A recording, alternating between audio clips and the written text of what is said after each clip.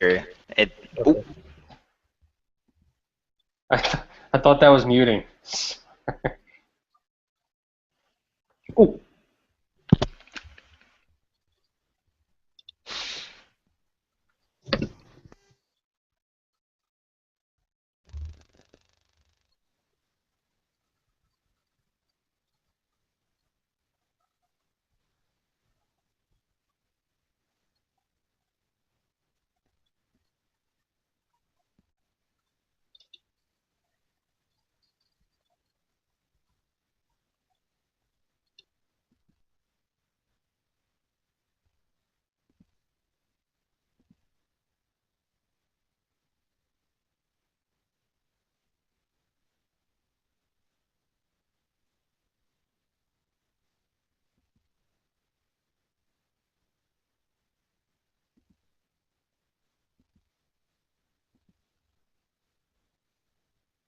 Hello and welcome to Gamersledge podcast.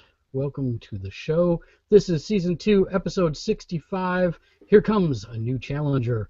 Joining us today, we've got lots of stuff to talk about, but first, come on in, have a stack of IHOP blueberry pancakes covered in peanut butter and a large glass of milk. Sit down and relax. Welcome to Gamersledge podcast. Oh, I can't talk today.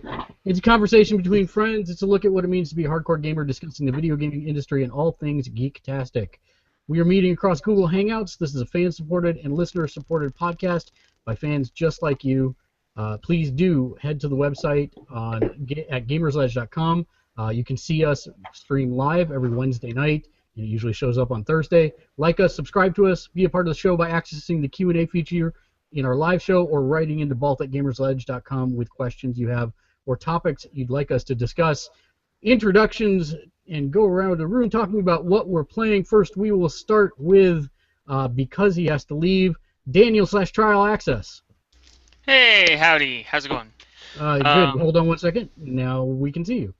Huzzah! I haven't been doing a lot of gaming lately, other than the role-playing games that I've talked about previously. But what I did do was put together a video review that is an attempt to combine two of my favorite things, which is puppets and role-playing games. Go ahead and check that out. That one's on the site under Puppets in Peril. So feel free to let me know if there's constructive criticism, that things that maybe I don't know and don't do as well. So I would definitely recommend everybody check it out because it is actually very good, and he put a lot of time into it. It's a good first episode, and we're going to see more of those as we go along. Daniel, I know you have to go. Did we get to play anything else this week? Nope, that was just about it. I was not guessing how much editing was going to take place. Understood. Well, very good. We will let you go. Thanks for checking in. And then we'll also go around the room. Let's see. First, we need to introduce the new challenger, hence the name of the episode. Joining us this week from Canada is Kate /Zero. Hello. Good to be here. Good to be this lone female representative of the gaming world on here. Well, welcome. We're excited to have you. Do you want to talk a little bit about what types of games you like and that type of stuff to introduce yourself? Normally I like RPGs and survival horror. Right now I've been playing a lot of fighting games, even though it's actually not my favorite genre. I mean, I really stink at them, but it doesn't stop me from enjoying them. Lately I've been playing a lot of Dead or Alive 5 Ultimate. They just released a new DLC character yesterday, Neo Tengu, who's a female Tengu, so she fights with wings, and it makes her a bit more interesting than the other fighters. That's really all I've been playing this week. I'm a big horror fan, so I'm always watching horror movies. Watched Chrome Skull for the first time this week. It was actually pretty good. That's about it. Excellent. Well, we'll talk a little bit more about some not just fighting games, but also some other RPG announcements this week. But let's move over next to Turo. Hello. How was your week, Turo? It's been fantastic. The really, really weird part of me is coming out. I love football, so that's coming out of me. So that's about to start. That's very exciting. Have you played as anything far as this week? I played Super Time Force was free on Xbox One, so I downloaded it. That is for PS4, correct? As well. No, that is only Xbox One Oh my and gosh, PC. it is a very strange and awesome game. That's where all my time has been spent. Do you want to Anything else? describe it for the folks that don't know what it is? Okay. You are you have continues like you do, but lives and whatnot. It's put in the same way as, let's say there's three bad guys over here, and you're the super awesome heavy guy, and it can shoot a bunch. So you can shoot these three guys, but there's one guy behind him that'll kill you. Okay, well, rewind time and spawn your sniper guy and shoot a sniper shot right before your guy that you see kill these three guys before it kills your first guy, and he still lives, and you can get his power. You can do this as many lives or continues. I don't know how many it is. It's random by level. I had 20 things happening at once, and you only have 1 minute to finish each section of the game. And I actually beat one game in 10 seconds because I was just so ahead of myself and rewind everything, just knowing where I was going to be at and who was going to kill who at that moment. So one level actually went pew, da da da pew, da da da pew, da da da pew, and then the last guy, which is like a mid boss, I had I think 10 people just shooting all at the same time, and I beat the game. But that took, even though it's a minute in that level, that took maybe 15 minutes. It was awesome.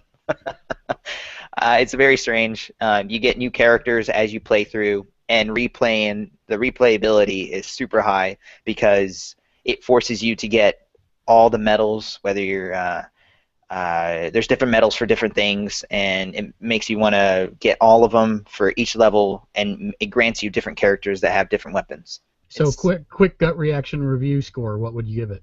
Replayability is going to be straight an A. As far as fun, I would give it a B because I wasn't super entertained because there was a lot of work to be done to knowing exactly where to put your guys at.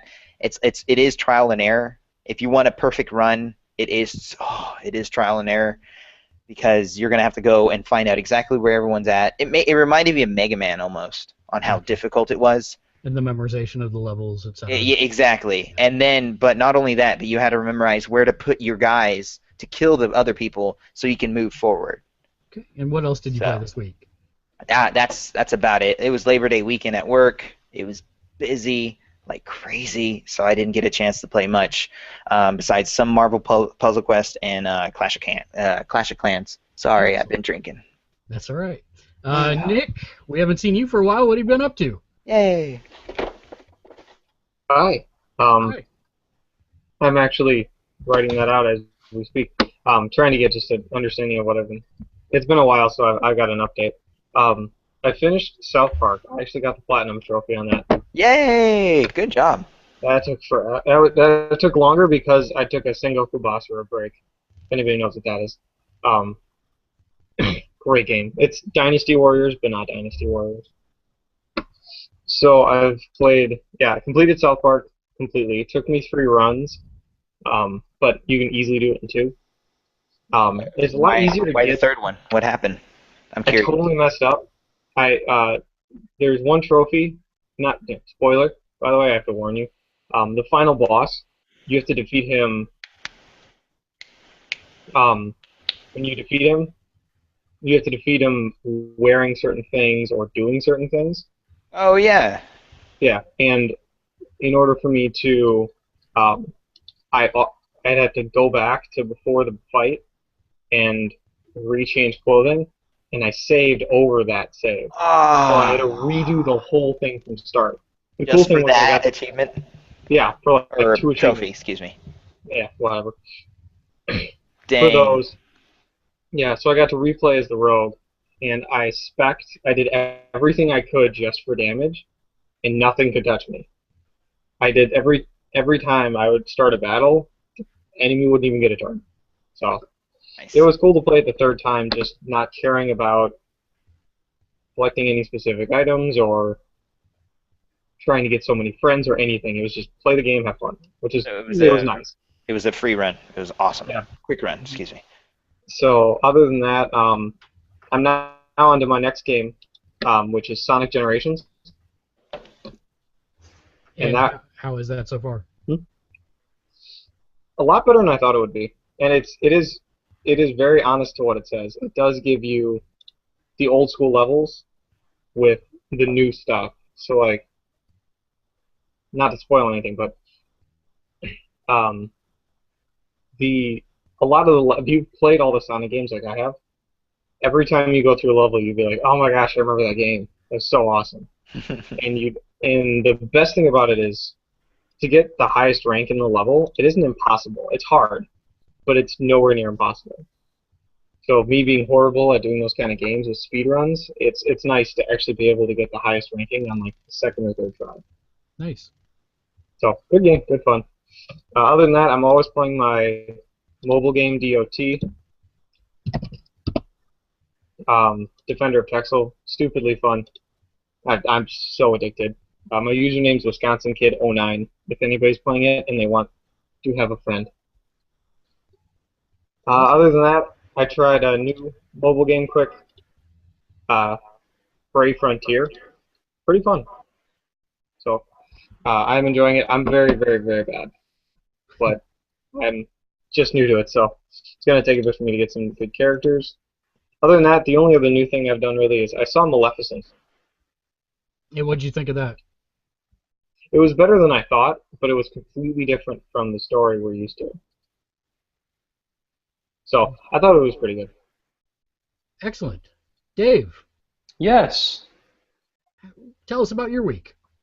It's been pretty good, pretty solid. We're still working on getting the nerd cave set up, so that's not ready yet. There were some people actually today trying to finish up the walls. So still PS4-less. I don't have any of that set up yet. So I was concentrating on the Vita this week, and I was playing a bunch of stuff because I went in, downloaded all the PSN Plus stuff, and I didn't even get a chance to get to Joe Danger because I didn't realize that TXK dropped as a free game. Yes, indeed, it did. Oh my god, this is a wonderful game. I remember when it first came out before. What did it come out before on? Where did I play that before? I mean, it was out for all systems before, wasn't it? As a download? I don't know. It's been a while. Yeah, maybe something. But I remember playing it a long time ago. So having it on the Vita is just damn perfect. I love it. It's so great. You throw some headphones in, just really jam out to it. I was also playing, Metrico. Did you guys play that one at all? I did not. Interesting little game. It's like a puzzle platformer. It's a rare genre. They don't put a lot of games into that, but it's kind of like I really tend to enjoy games in that genre. For instance, like Crush 3D is probably like my favorite example of that, where you're kind of running around and you have puzzles to solve, like based on like how you traverse the level. It's a neat little there's play mechanics that are weird, like certain things platforms will rise and lower depending on how you're moving. So like say if you jump, this one platform will go up, and if you're walking forward, this other platform will go up. But if you just continue walking forward in a straight line, the one platform will go up too far and you won't be able to go to it. So you have to do this weird hop jump thing, to get there to manage both platforms at the same time. It's interesting how they play it, but it's a real neat game. I'm not sure if it was something I would spend money on, but for free, it is wonderful. And for some reason, I was playing what's that crate game? The crate game? Yeah, Super Crate Box. Oh, okay. I picked it up a long time ago. It's just one of those mobile games on there or something like that. And for some reason, I got addicted to that again. Boy, this is the most amount of love that you've shown your Vita in quite some time. I know. Well, because it's it's what I have with me right now. So and it's just really filling the void. And I'm reestablishing my love for the Vita because it is a wonderful system. I'm very happy to have it. And it's just got a lot of great stuff on it, and especially with the PSN Plus, it's just a ridiculous value. But hey, we've talked about that before. I'm about to start reading the Guardians of the Galaxy Volume 1 trade paperback. I heard that's good. I just finished the one Thanos one. I talked about that last week. I have another Thanos has risen or something like that. I don't know, one of those. I decided to start on the Guardians one because I'm on a Guardians kick again. I saw the movie again this weekend, so I just can't get enough of it.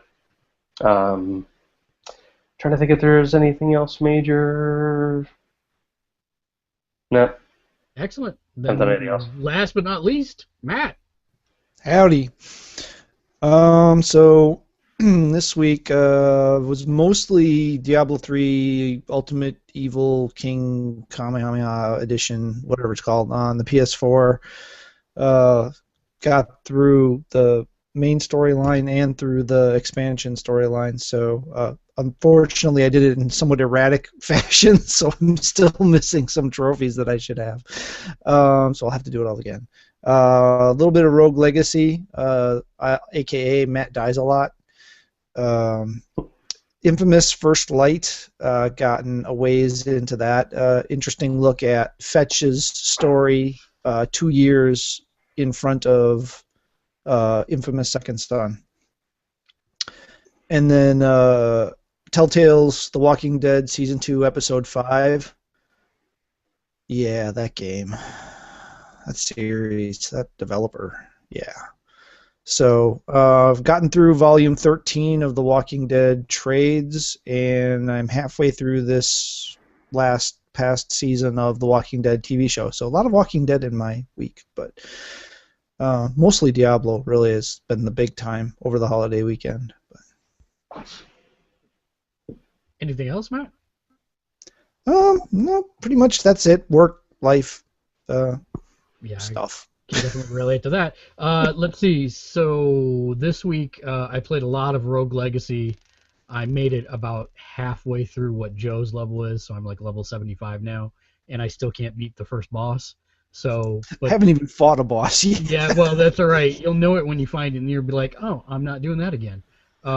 Yeah, so that game is nothing but dying, but it's still fun.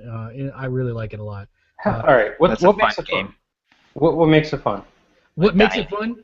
Not the dying part. Can't progress? So no, think about it like this. It's a Metroidvania game.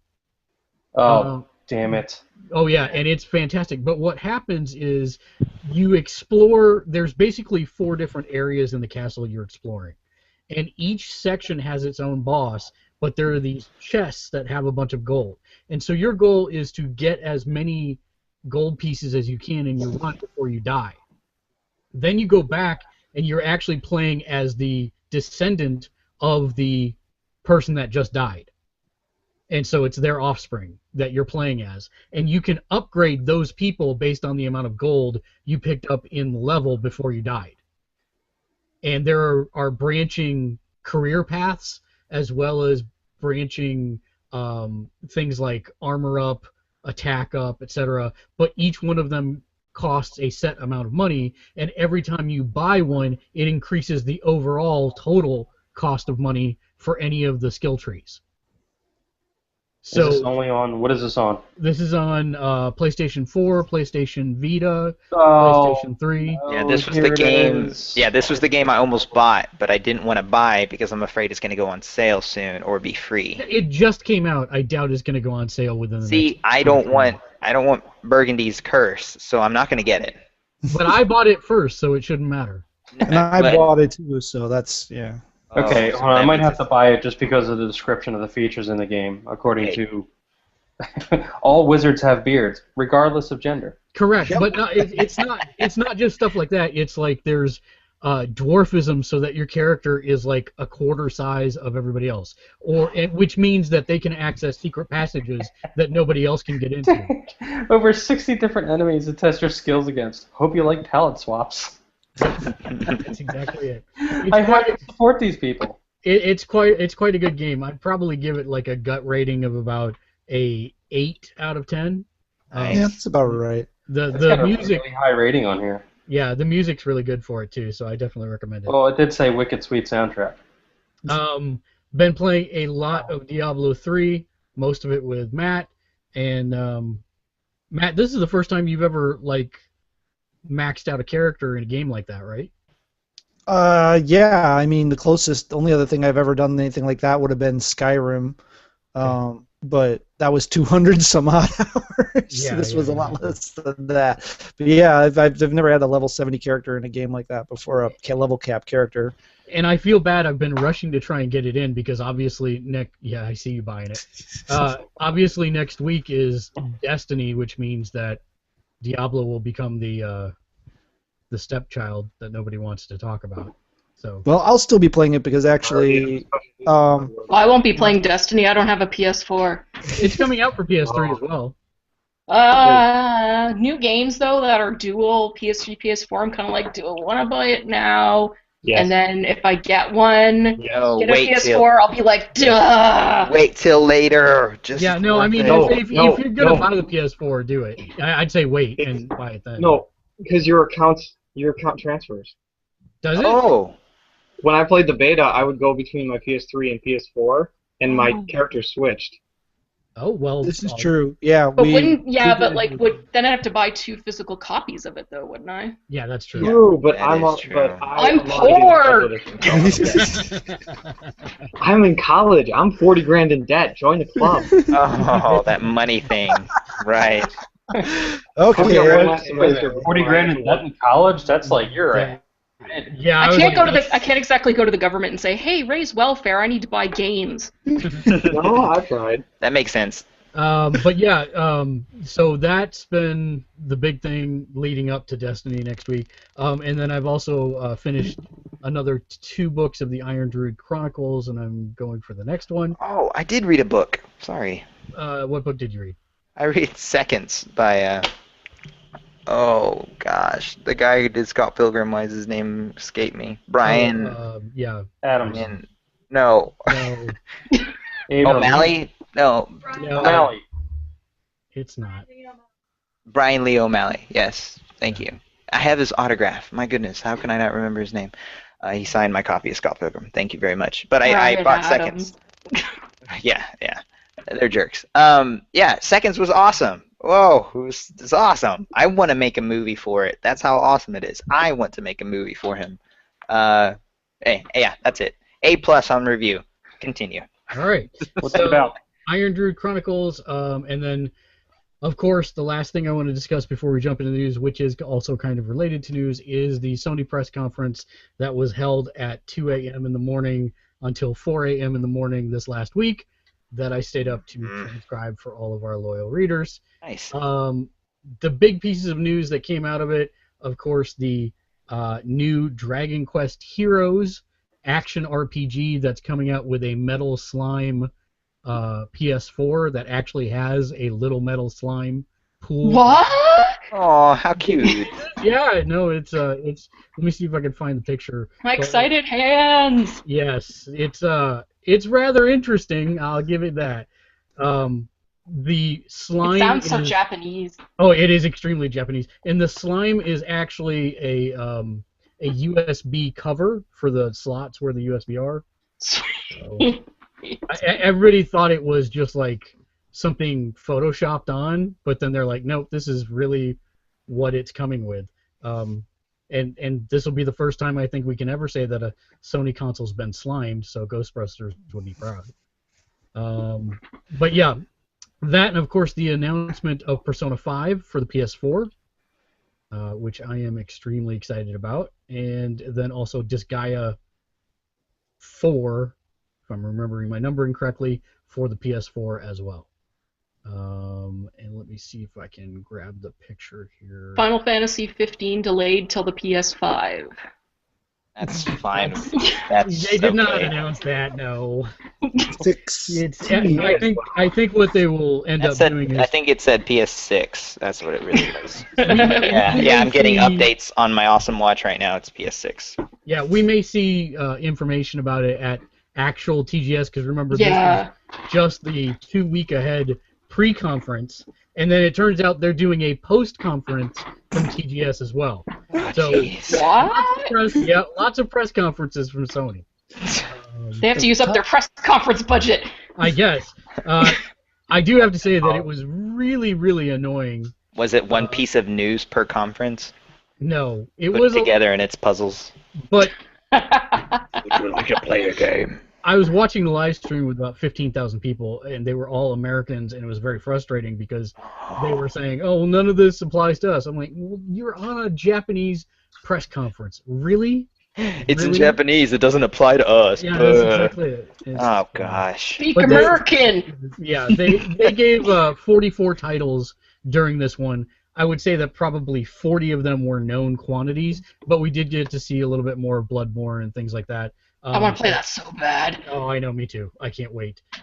In fact, I'm really upset because Daniel, who's not here, is actually attending a trade show for us next week, where he may actually be able to play it next week. I've never met him, but I hate him. Yeah. That's how everybody feels about him, so you're good. Pretty much. I really want to play like Bloodborne. There's like Bloodborne and The Order, and then Silent Hill. It's just like, oh, there's so much good horror stuff coming Oh out. my gosh, PT was. It made me poop. I know that it's like everyone on my Facebook feed was like, "Aren't you scared to play PT?" Oh my gosh. Send Turn me off your your lights. PS4 and I'll play the hell out of that Just turn thing. off your lights and play it, and just let the poop flow, yo. Just let the poop flow. I don't get scared. Like Yeah, seriously. I'm right there with you. I never get scared of that That's stuff. so weird. That's No the sense good to part. me. It's the getting the scared and the poop part. Come on. No. I just like I'll go to haunted houses and watch horror movies and all that stuff, wanting to be scared, and I'm not. I'm Oh. right there with you. No, I'll succumb to the occasional jump scare. Oh well, But- obvious. That's more surprise than terror. Yeah, that's more surprise than terror. Yeah. Yeah, this hit both for me because I like the creepy scares and like I'm not a big fan of the jump scares or anything like that. But when they're used properly, I think they're great. I think And- when they're used, Silent Hill did them well because the first Dead Space 2 were Yeah. so famous for like layering That's what the I said. tension. Thank And you. then adding a jump scare on top of all that layered tension. Oh. So you're sitting, like that episode of The Simpsons where Marge was afraid of flying and she was like sitting out in the middle of the floor. That's what you're like, and then all of a sudden, like, jump scare, and you're like jumping and screaming. Exhausts you, but it's Yeah. beautifully done. Just as an FYI, this is the metal slime. That PS4. thing's awesome! Wow. Yeah, that's really a physical thing on the actual.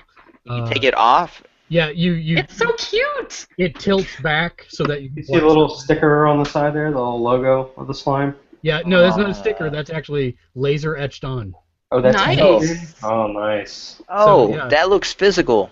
It Oh is my physical. gosh. Yeah. Oh, then what the? It's on the top. So did they mention if this is like a Top of the Japan only thing, This- or So they have not announced a North American release for it. I would not expect to see the release. However, do keep in mind that PS4s are completely region free. So there's nothing stopping you from buying that import one. fees and shipping? Well, Dookie. you know, So Velocity is free on the PS4 now.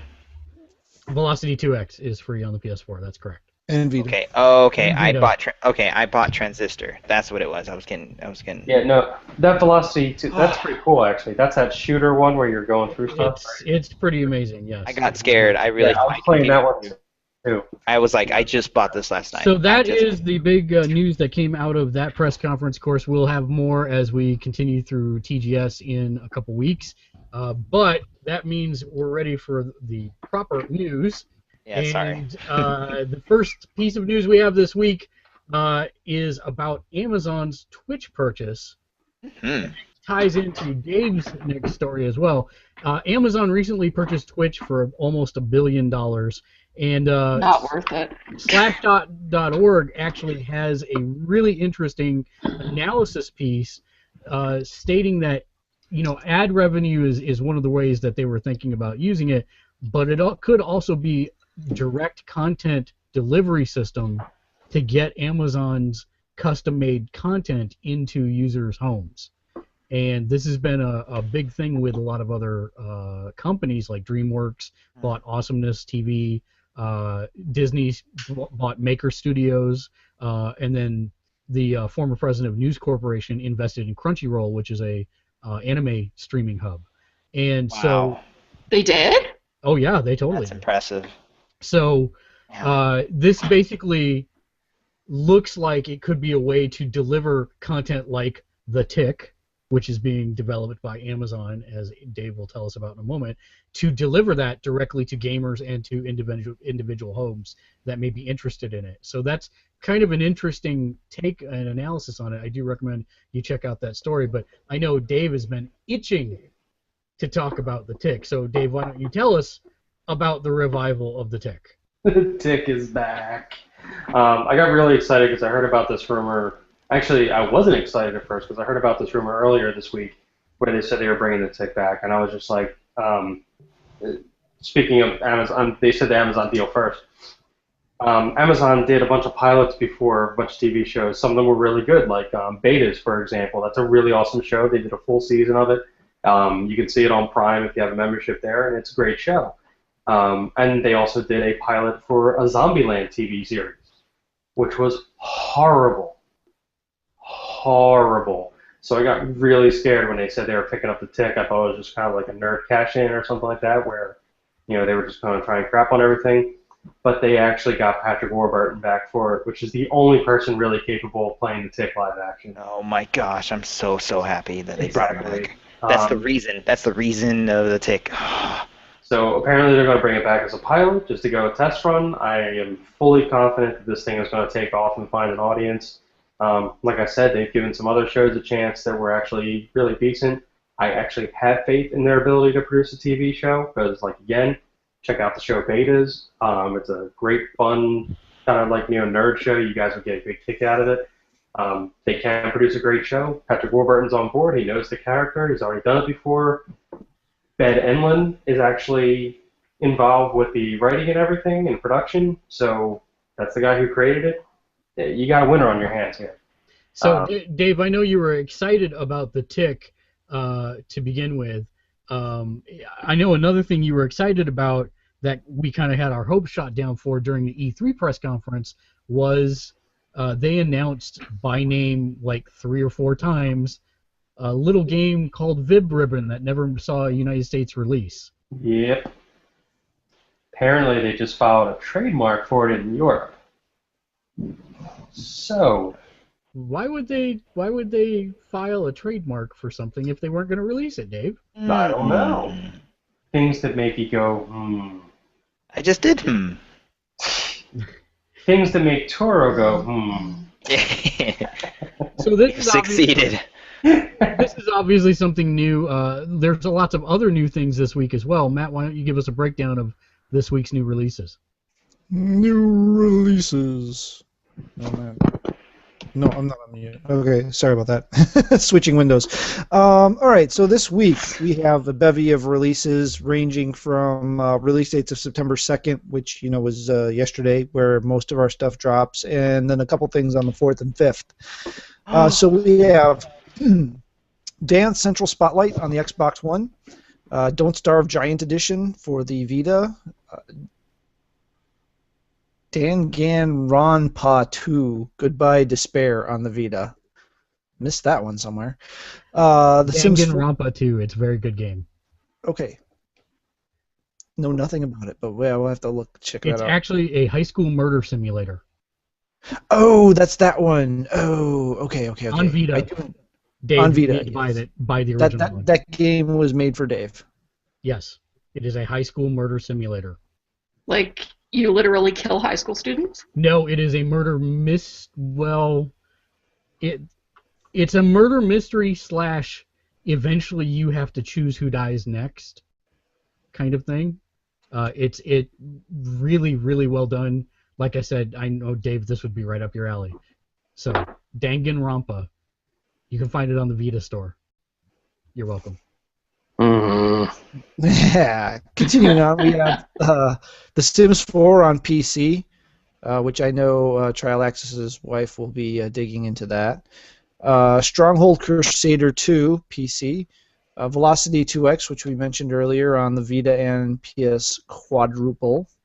Warframe is coming to the Xbox One, so apparently Sony's console exclusive on Warframe is up, and that is now out on an Xbox One as well. It's not bad for a free-to-play It's not good. MMO action game. It's not great, but it's not bad. Warriors Orochi Is that Yep, you the got it. correct emphasis? That is correct. 3 Ultimate on the 1, the 4, the 3, and the Vita. That dropped yesterday. Cubeman 2 on the U. That'll drop tomorrow, Thursday, along with Tapingo 2. Tapingo? I'm not sure how you're supposed to pronounce that, but it's tapping mixed with go. So Bingo. 3DS again on the 4th, and then Dead Rising 3 on the PC, Minecraft on the 1, and Planetary Annihilation on the PC, all dropping on the 5th, which is Friday. And speaking of things dropping for the Xbox One, Turo, I think you've got some news about the Xbox One. Yeah, if you drop your Xbox One, it beats the PS4 in sales. I don't think that's it at all. I ruined your pun. I ruined your I transition. think if you drop the one on a small child, they die. Yeah, it's pretty big. Well, I mean, Xbox is known for bulk. It's not called X-Barn for nothing. Yeah, X-Bone. Yeah, it's finally landing in 28 new territories this month. From the 2nd all the way to the 26th, they're going to be landing in all sorts of territories. So Chile and Colombia are the first ones to get it on the 2nd, which is yesterday. Oh, there you go. Japan, yay! You're going to get the system you never buy tomorrow. So there you go. On the 5th, it goes to a bunch of other places on the European market, as far as Belgium, Czech Republic, Denmark, Finland, Greece, and others. There's a lot. It's 28. I'm not going to say all of them. On the 15th, Israel. On the 23rd, Hong Kong, India, Korea, Singapore, South Africa, Taiwan, and China. And last but not least, because you're huge, Russia on the 26th. So after the 26th, I think we're gonna finally sell 5 million units. I think we're there. Years, yes. Way to go, guys! After all this, we're gonna get there. In Soviet, It'll sell big in those slums in Calcutta. Oh my gosh, yeah, we will. You better believe it. in Soviet Russia, Xbox One strong like a bear. In Soviet Russia, connect Xbox U. Playing the monk in Diablo 3, you hear that accent a lot. Yes, you do. I love the monk. Oh man, So, I Kate, should play more. do you watch Game of Thrones? Yes, I do. And are you interested in the new Telltale Games Game of Thrones title? Well, like George R.R. Martin, I'll probably get my assistant to play it. Oh, Because he's getting his assistant to write it. that's right. So he cares that much about it. But they came Is that out a with lot or a little? That's I don't know. It depends how much he likes his assistant. Oh, that's up in the air. I'm scared. He's the world's most notorious serial killer, so I'm excited and scared. yeah. But they came out with a new quote from Dance with Dragons about it says trackers and hunters sworn to deep wood with clan names like Forrester and Woods, Branch and Bull. So it's apparently going to be about House Forrester, who follow House Glover, who their headquarters is in Deepwood Mott, and that's supposed to be sworn to Winterfell. So I guess it's going to follow those people because it's not supposed to be a prequel or anything. So it'll just be a tangent story, basically. Yeah, it's not really. It will probably stuff will be happening in the Game of Thrones storyline that will just probably be like kind of background information, I imagine. Well, if you've played Walking Dead, I totally forgot to say, I finished Walking Dead Season 2 minutes before the show. And if you, Nice. Yeah, it's really, really good. Hey, hold on. You said something about all of that was going to be in a collection. Yes, it is coming. Season 2 is coming to the PS4 and Xbox One Okay. for like $30. And when is this? I believe it is October or November. Okay, because it's hurting. I want to play these. Let me tell you, even for $30, this is something I've been thinking about a lot. You know, I buy the season pass for $20, and I think that is some of the most entertaining $20 I've ever spent ever. Mhm. So And it's the even only for- time you can ever say Season 2 of Walking Dead is good. Oh, snap. It's awesome Okay. because it's true. We should keep her. I like her. Shane's a likable guy Come on now. Oh, Oh, yes. All girls like rapists with rage management issues. Wait, they don't? Oh, cheese and rice. Oh boy. Gotta Well, read. Game of Thrones obviously. Speaking of rape and anger management, Let's go to Game of Thrones. I was just gonna cut that one off and move forward. But Oh my gosh. We You're don't know welcome how on that transition. Yeah. We don't know how many boobs are going to be in this new game. They did not say. No. Three. Well, even if Not it one is, to one person. even if it is, though, you're gonna have to move the reticle and hit R1 and miss it, so it doesn't matter. Speaking of darn near moving killed him. reticles, yeah, Guardians of the Galaxy. I'm not gonna let you finish. As Dave mentioned, Guardians of the Galaxy, he went and saw it again. Well, apparently a lot of people did because it was once again the #1 movie this weekend, also creating a milestone of crossing the $500 million mark, making it the #1 movie of the year. You're welcome. That was all me. That I was, should probably see this movie. oh, jeez, that hurts. I don't drive, and it's a $40 cab ride back and forth to the movies. So, It's worth it. like, It's worth it. Oh, I'm too poor. credit cards. It's quite worth it if you do get a chance. But one of the other interesting things that they did, the directors came out and say is that they will be involving more female characters in the sequel. They did not state who, and they did dispel the rumor that it would be Carol Danvers, which is Ms. Marvel. However, the directors thought that they would be coming out with a Ms. Marvel movie, but probably not before Guardians of the Galaxy 2. Mm. I hope they don't go too crazy. Well, they could stretching just the have them universe. there for like TNA, or they could have substance. It kind of depends. Marvel's usually pretty good about having substantial female characters, but then again, you can also kind of go overboard with the "Rrr, I'm tough, look at me, I'm a girl," and it's just like it's We don't. as off-putting as if it was just like a wimpy girl. Nah, they have some good characters to choose from. They'll probably add like one of the psionics in there or something like that. What's her- I'm saying Moondragon. Moondragon, yeah. We need to see her introduced anyways for the Infinity Gauntlet stuff. So Exactly. I think she's a shoe-in for it, and that's a great character to have there because she's not like, some oorah, look at me, I can beat up guys, kind of character. She's, she's got the mental powers and everything, so that's a great mix to the team, and she's a really good character as it is. So, By the way, just reading the Infinity Gauntlet right now, still, I have no clue how they're going to do it if they don't introduce like a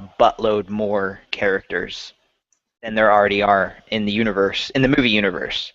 It's so vast and it's so huge. I'm so excited for the final like climax of awesomeness. Oh my gosh. well, they have introduced quite a few of the abstract aspects, and they could draw on like Thor's Pantheon and that type of stuff to simulate the same effects, even though they don't have the number of superheroes necessary. and they did have the cocoon. Yeah, they did, and it was not. Oh, it was not filled. It was hatched at the end. hatched at the end. It was hatched. So yes, he's my number 3 favorite character. Bishop being first, Thanos being second, Warlock being third. So I'm quite excited about I this. really like Thanos as a character. My gosh, he's so Very mean though. While I was complex. cleaning out stuff in storage, I found a random box, and I opened up the box, and the only thing that was in this box was my Thanos HeroClix. He got his own box. So that's Wow. quite a catch to find in your storage. And speaking of catches, Nick, Yeah. Pokemon? That's the worst segue Pokemon. ever. Please, it's a Pokemon. welcome to the show, Kate. Yeah, It it's doesn't really get all better. the show is. Is it Pokemon? No, it's not Pokemon. No. Oh, come on! That was the perfect Pokemon one. But what was caught this week, Nick? Oh, a certain group known as the Lizard Squad. What did they do? Oh, those jerks. Yeah. They apparently, there was a new report out that says that the Lizard Squad sent DDoS or denial of service attacks to combination of Battle.net, Xbox Live, PlayStation Network, and they were causing a bunch of issues for all these game developers and game companies. And the FBI finally caught them. Wow. They caught fun. But yeah. They're also the ones that sent the bomb threat to the plane. Yep, Oh, they that's were. They dumb. sent a bomb threat to the Sony Online Entertainment No, president. that's what made them get caught right there. Yep. If they wouldn't have done that, I think they would have gotten away with it. I don't know how high level security the FBI have as far as computer security and hackers Well, and whatnot. But if they wouldn't have done that, I think they would have gotten away with it. See, the DDoS attacks is what shocks me, because denial of service attacks. This isn't new. I mean, That's DDoS all that's attacks. been doing. Yeah. I mean, it happens all the time, even accidentally.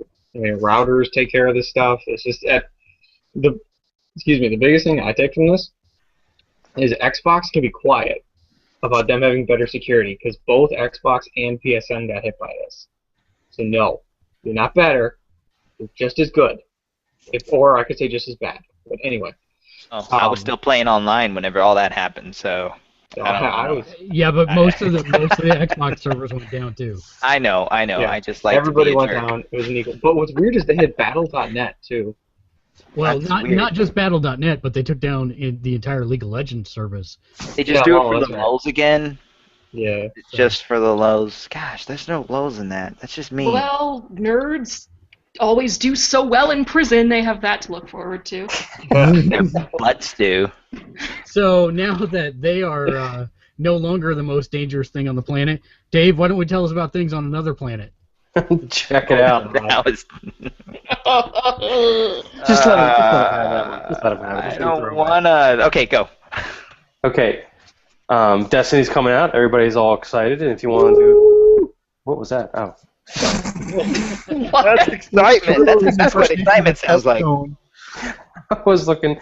They have a site that basically is kind of like Google Maps for Destiny, that lets you explore some planet surfaces and just really poke around using 3D video or 3D models and everything like that.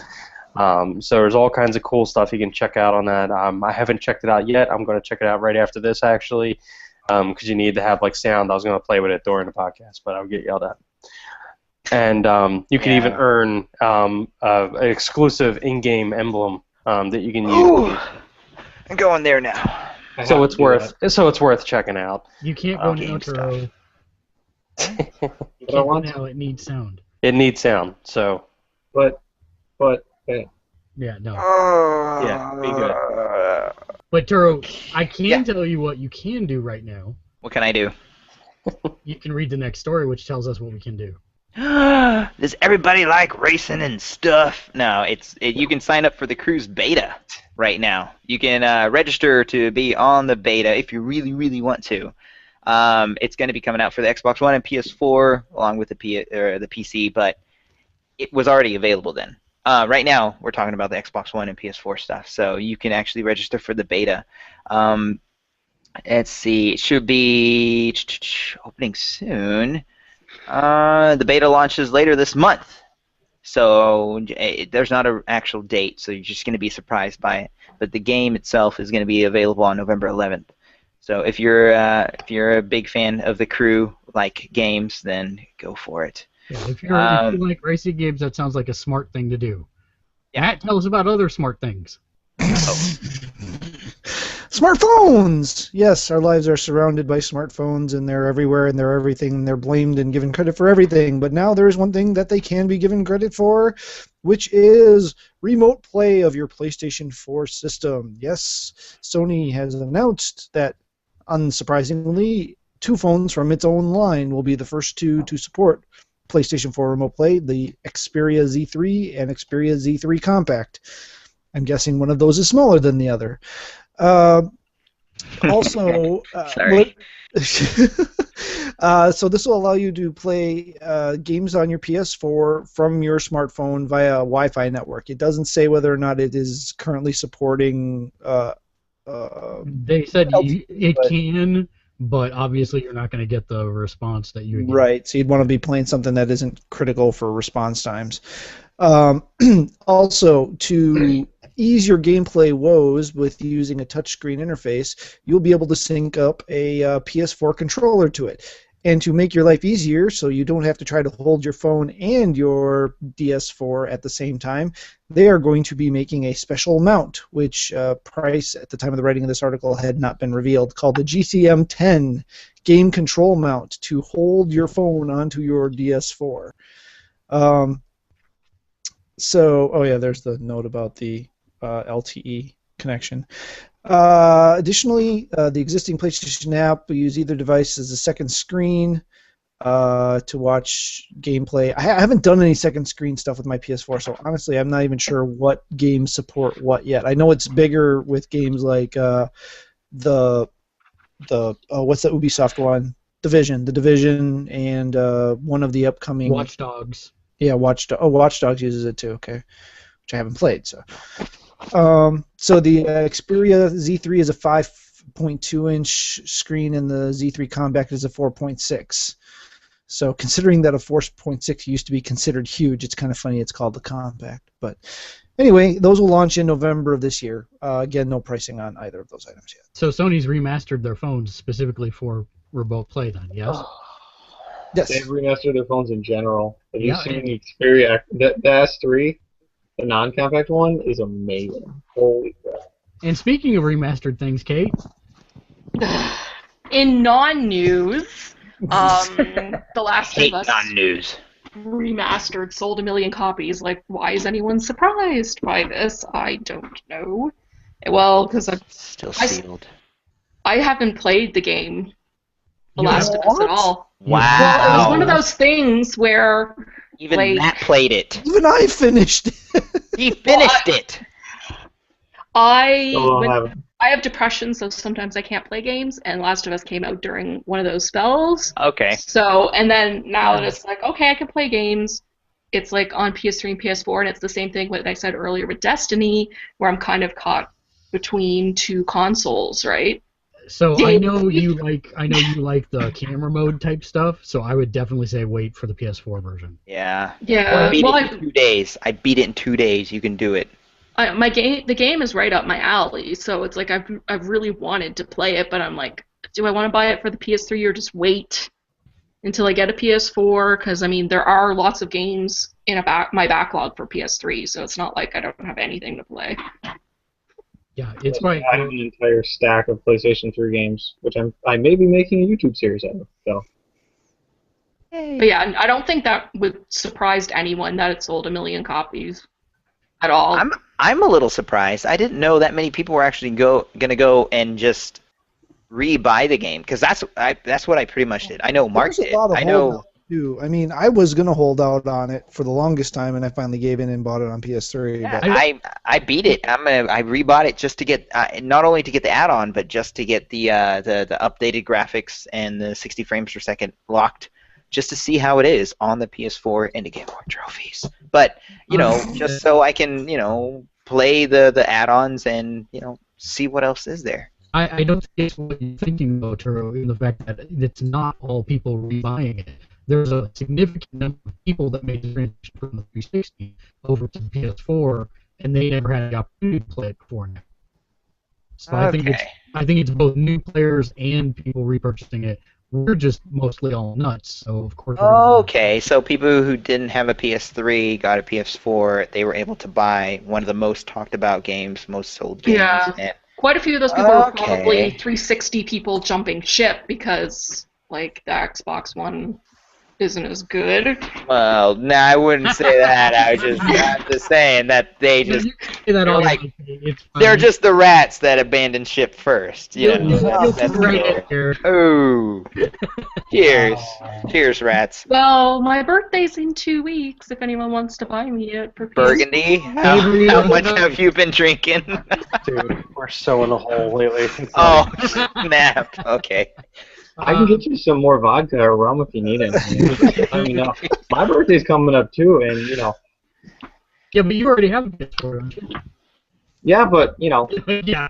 He really wants a Wii U. Yeah. I do. I so do. I do, not- too. It's not happening. I really hope there is a Brawl bundle, or not a Brawl bundle, excuse me.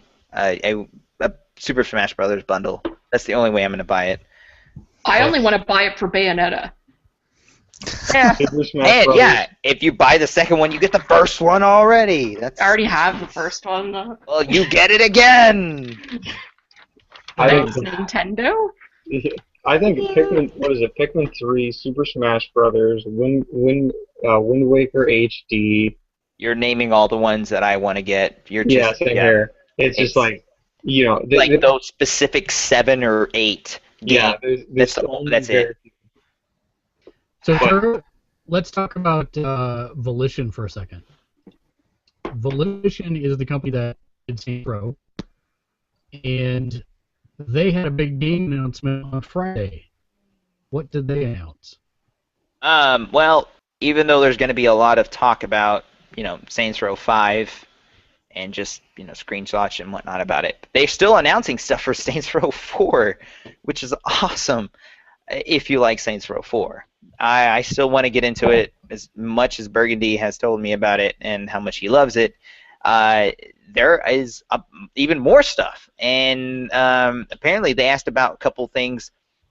There's going to be a standalone expansion for the game. It's going to be called Get Out of Hell, and that's where they... Get out of hell. Oh, excuse, is that what it is? Yeah. Oh, that's even better. Get Out of Hell. Oh my gosh. Sorry, this has been involved. Where Johnny Gat is sent to hell through a nefarious spirit, and you actually get to shoot the devil in the face. So that's going to be called Gat Out of Hell. That is awesome. Oh man, you get to play as Johnny Gat or Kinsey Kensington, and it's going to be an add-on, a full thing of awesomeness. There's even a full-length musical number in it, so why not? There actually is another add-on on top of that too called Reelected, where there's aliens. There's an alien invasion, and you're gonna have to save everybody. It's you have superpowers. You have to fight to free humanity. It's gonna be awesome. And so, if you're a fan of Saints Row 4 and you're just itching to play Saints Row 5, well, you have more add-ons.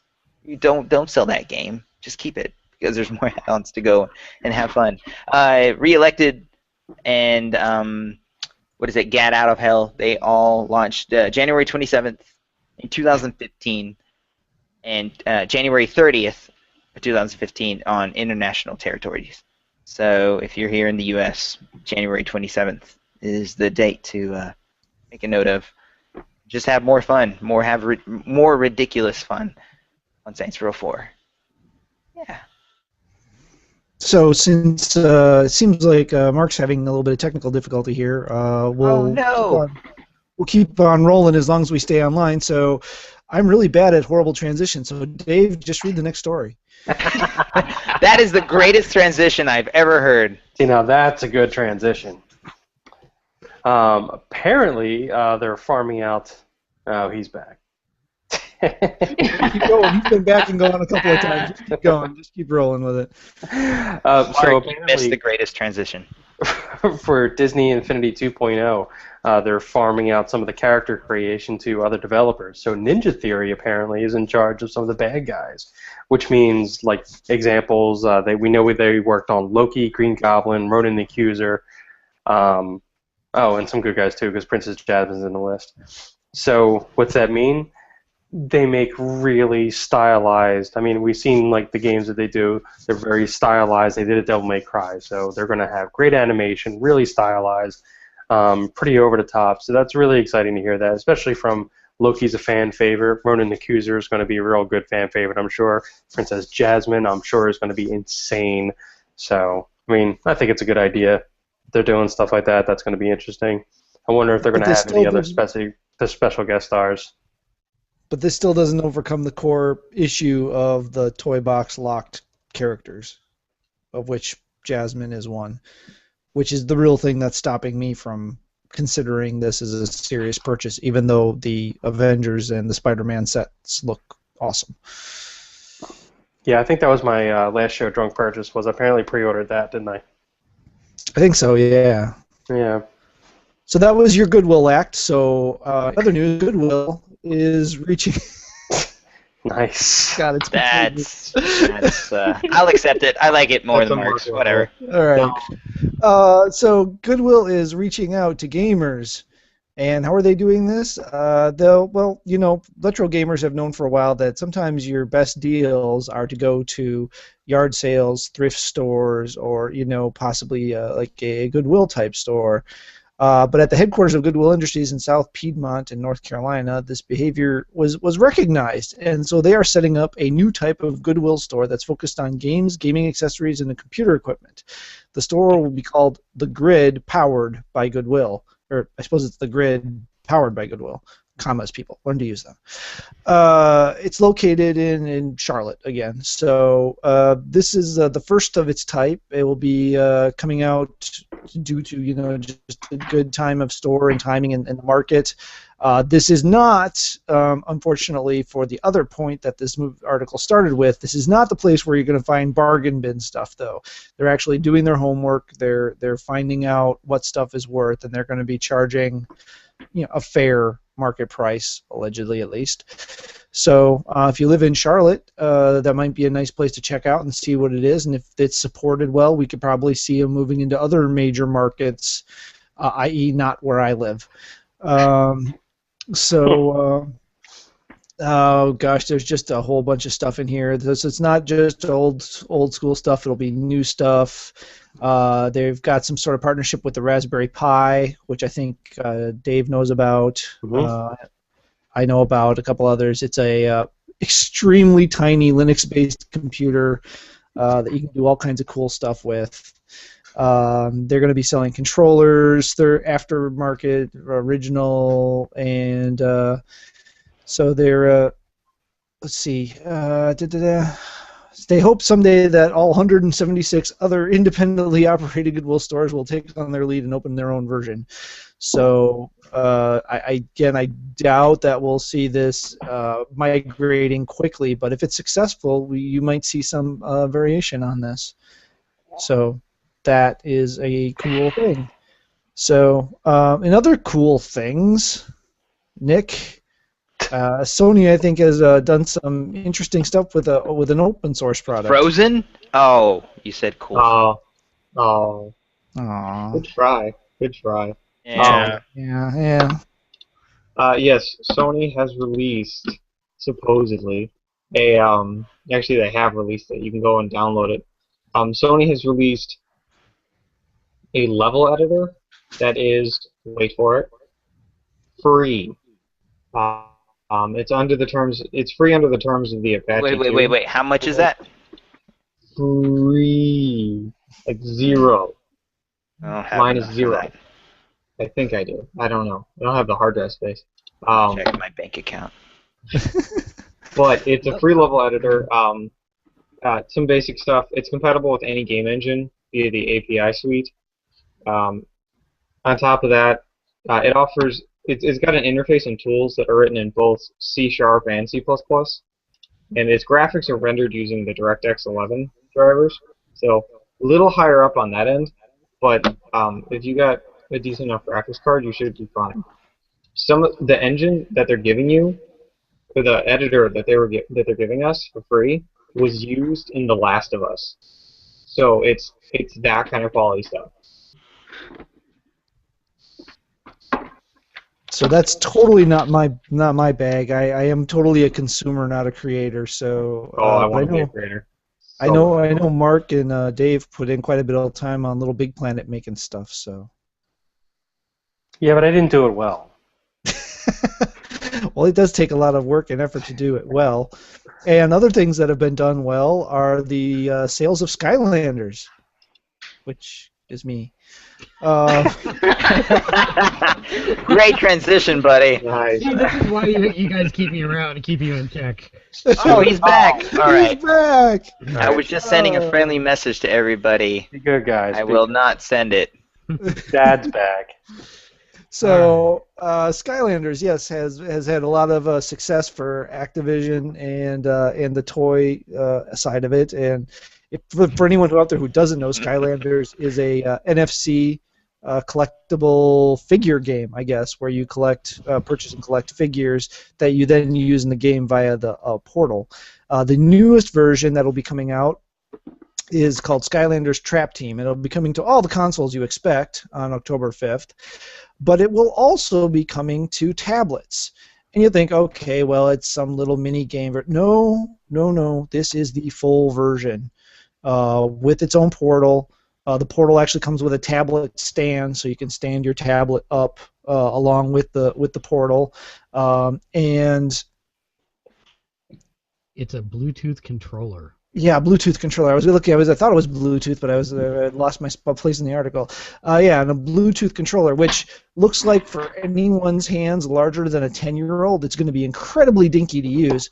But it's an interesting thing. So, we've long been talking about, and it's long been said that tablets in the mobile market are going to start crimping in on the console market, and up till now, it's not really seemed very viable to me personally for the type of gaming that most of us on this podcast do, at least. This is the first chink in the armor, if you will, that I've seen that really kind of says, well, maybe you can for at least some experiences. So.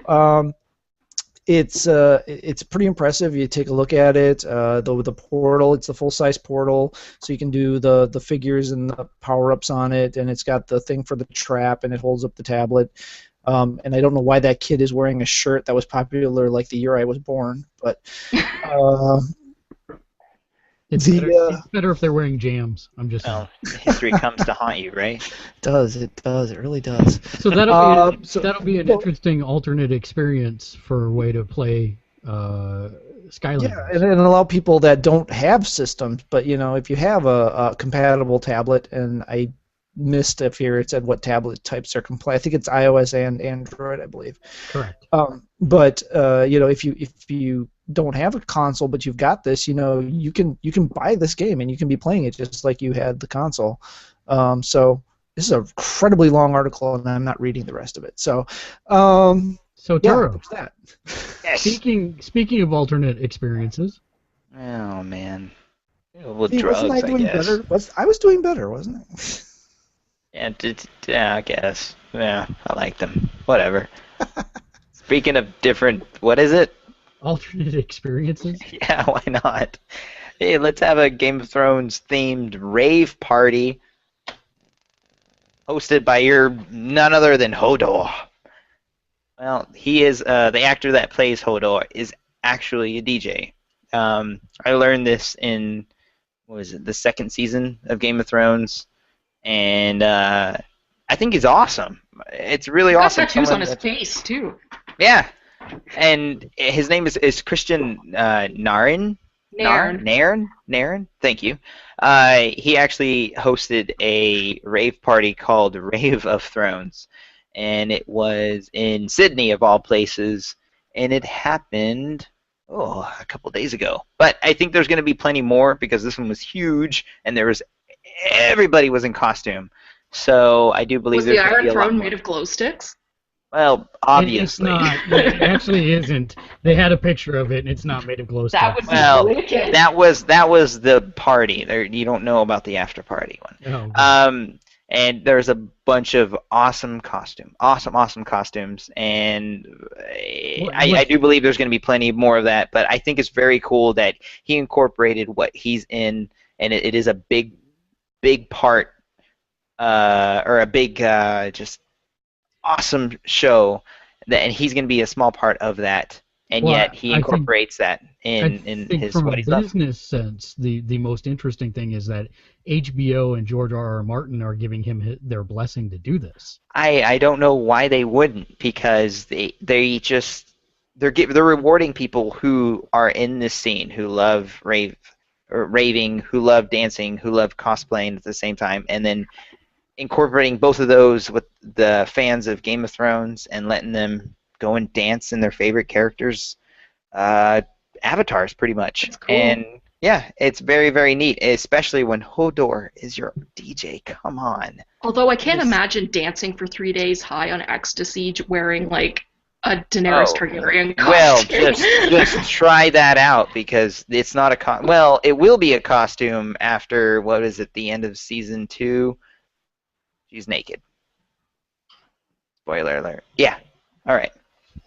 And that's what everybody ends up being in raves. So. Well, we'll look You're forward good. to yeah.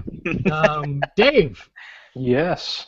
So, Elder Scrolls Online is developed by ZeniMax, Mm-hmm. and I think we got some news coming out of their. They're doing some development. house cleaning. Being get hit. They're being get. Oh my god. Hold on.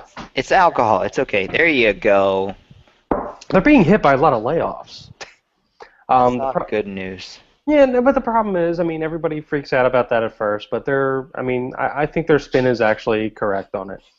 They have, the game's already been released. They're 6 months into the launch. A lot of the people they're probably laying off is just going to be like the crunch time developers that they needed to get everything up and running. Now they're in a sustain mode. So when you're in sustain mode, you bleed off a bunch of staff. But you would think what that happens. you don't want to fire them before you have a game that people actually want to play. But everything's there that's going to be there. So It's done. Thanks. See you later. So yeah, now they can save money and try and keep the thing going. Keep the lights on. I recommended people can- $15 a month MMO model that doesn't work anymore. How about that? Oh. Well, hey, I'm sure if you send them an email, they'll consider it. I'm sure This is where I go back to Destiny.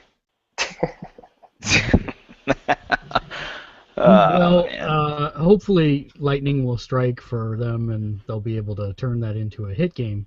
But speaking of lightning strikes, Shazam! exactly. What? Well, opposite of. Well, no, part of. Black because Adam. Well.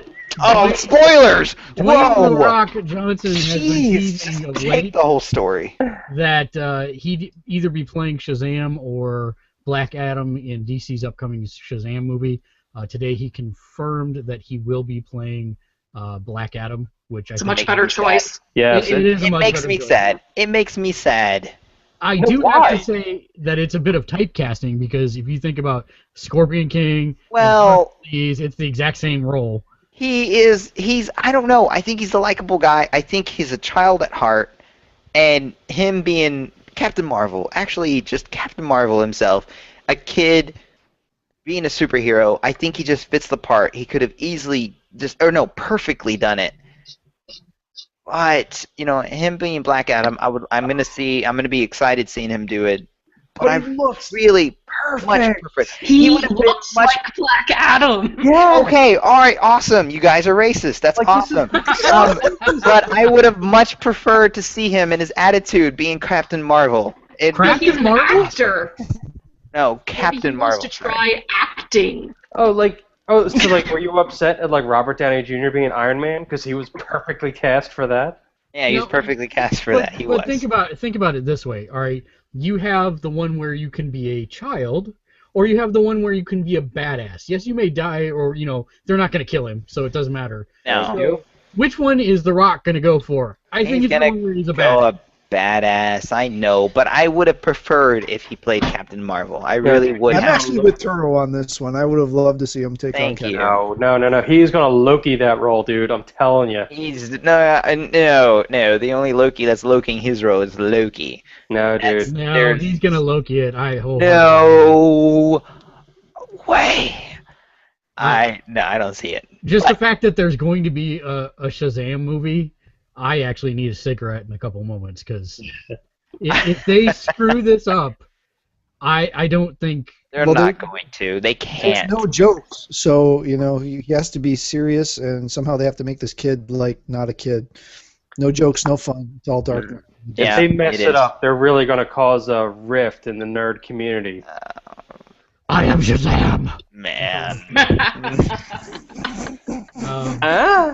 Is that Christian Bale as Shazam? Yes, Christian Bale is. I am Shazam! But who are they going to get to play Shazam? That's as Christian physically Bale. large. And Who's as large as The Rock? Yeah.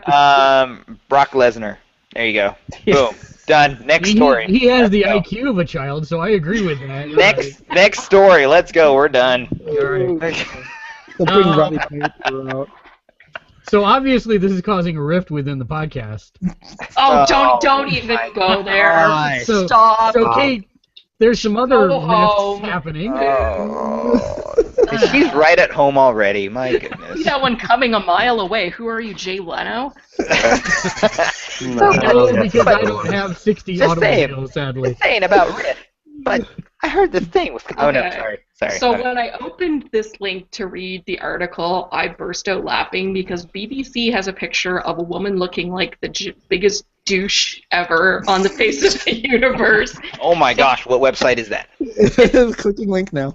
It's on BBC, but she just looks like a complete moron wearing this stupid headset, and it's talking about putting this new phone that they want to create into the VR helmet, and Who's doing this? Samsung. Ah. Because they're losing a lot of market share, which actually really, that was the part of the article I found the most interesting and surprising. That iPhone is awesome. well, ugh. No. But I figured How do you want to Samsung, prove you wrong? because like Samsung, you figure, oh, they're like the most popular Android, but it's like they fell from 32% to 24%. That's a huge drop. So that really, really surprised me. Yeah, Um, LG's really bringing up the rear there. It looks That's what like I it's have. on her eyeballs, and she's trying to rip it off. Yeah, it's the stupidest picture ever. She's But, like, "Dear God, rip this off me." Well, it says she's watching Cirque du Soleil. Oh, that poor woman. No, actually, that's awesome. Cirque du Soleil is awesome. But then it has a picture of a new design that Samsung wants to bring out for a Galaxy Note Edge, where it's got the curved down edge. So that could have a usable tab for programs that you actually, use a lot, I suppose.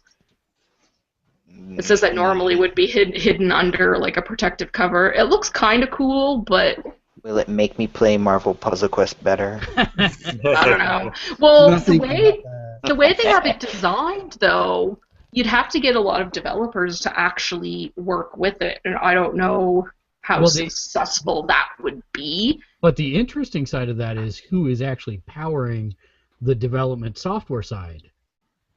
Did you see who that was in the article? Where am I in the article? It's actually Oculus Rift. Yeah. So Oculus is the one doing the groundwork for incorporating this into Samsung. So they're licensing it from Oculus. So it could Play Facebook, you're right. Yeah. Yeah.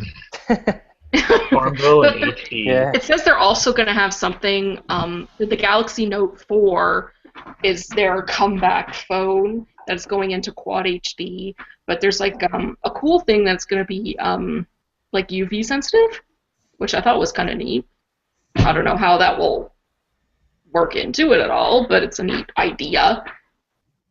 But it's going to really drain the battery. It's talking here about that the Note 4 is going to have improve the battery issues, where it's going to have a faster charge. Because it says here, if a Note 4 would take about 30 minutes to bring its battery up to 50% charge versus a 55-minute wait for the Note 3. So that's a pretty significant. That's a big cut. Yeah.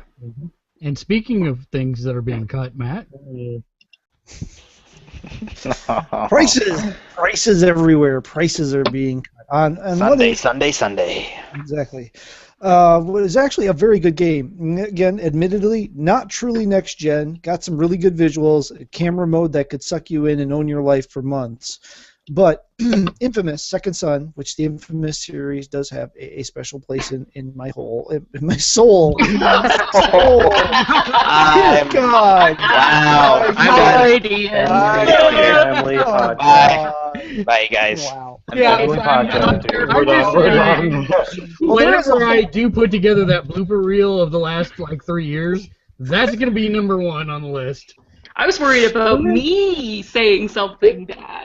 No, just There is a hole where my soul belongs, so it's not entirely inaccurate. But I love Her and I Infamous. are I love completely Infamous as well, drunk. though. yeah, I'm pretty toasty. We're drunk and we've been flawless. Smooth as I'm an butter. hour ahead of all you guys, so I'm really, really tired. All right. So anyway, Infamous Second Son is $20 off on PSN for a whopping total of $39.59 U.S. American dollars. Convert that to your local currency of choice. It is at that price until noon Pacific time on Friday, the 5th of September. So for Kate, that's like 5 p.m. 4 p.m. If it's Oh, noon Pacific. Okay, I did math. Look bad. at a map. Yeah. I counted 5 time zones and added 5. But, So you're definitely all right with staying, Kate. You're part of the club. You're making fun of Matt. It's all good. Shut up. So yeah, $20 off. It's a fun game. For $40, I definitely say it's definitely worth $40 worth of fun. And it's a platinum. So the last story of the day that we have, Nintendo has revealed new 3DS models that will have built-in NFC, better 3D, and some other minor enhancements, including what could almost be considered a second analog stick, but will not launch until 2015 at the earliest, and will still be region locked. So it won't be launched until it's obsolete. Yeah, pretty much. But that's all 3DS hardware, if you really think about it. They just happen to make a lot of good software for it. So the real question that I wanted to pose to the panel is this. A lot of gamers decry that region locking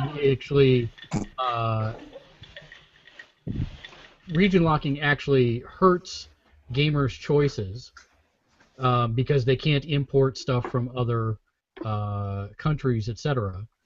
Nintendo says no, there are considerations that need to be taken into account because every region is different with their laws, etc. And yet we have Sony and various other manufacturers launching devices worldwide in today's economy. I call shenanigans. In which direction? Nintendo saying about laws and stuff. What games are they putting out that they have to worry about laws? It's Nintendo. They're not putting out any like M-rated stuff on a 3DS. All right, and that's also a newer policy because they've been notoriously open, especially in their handheld space.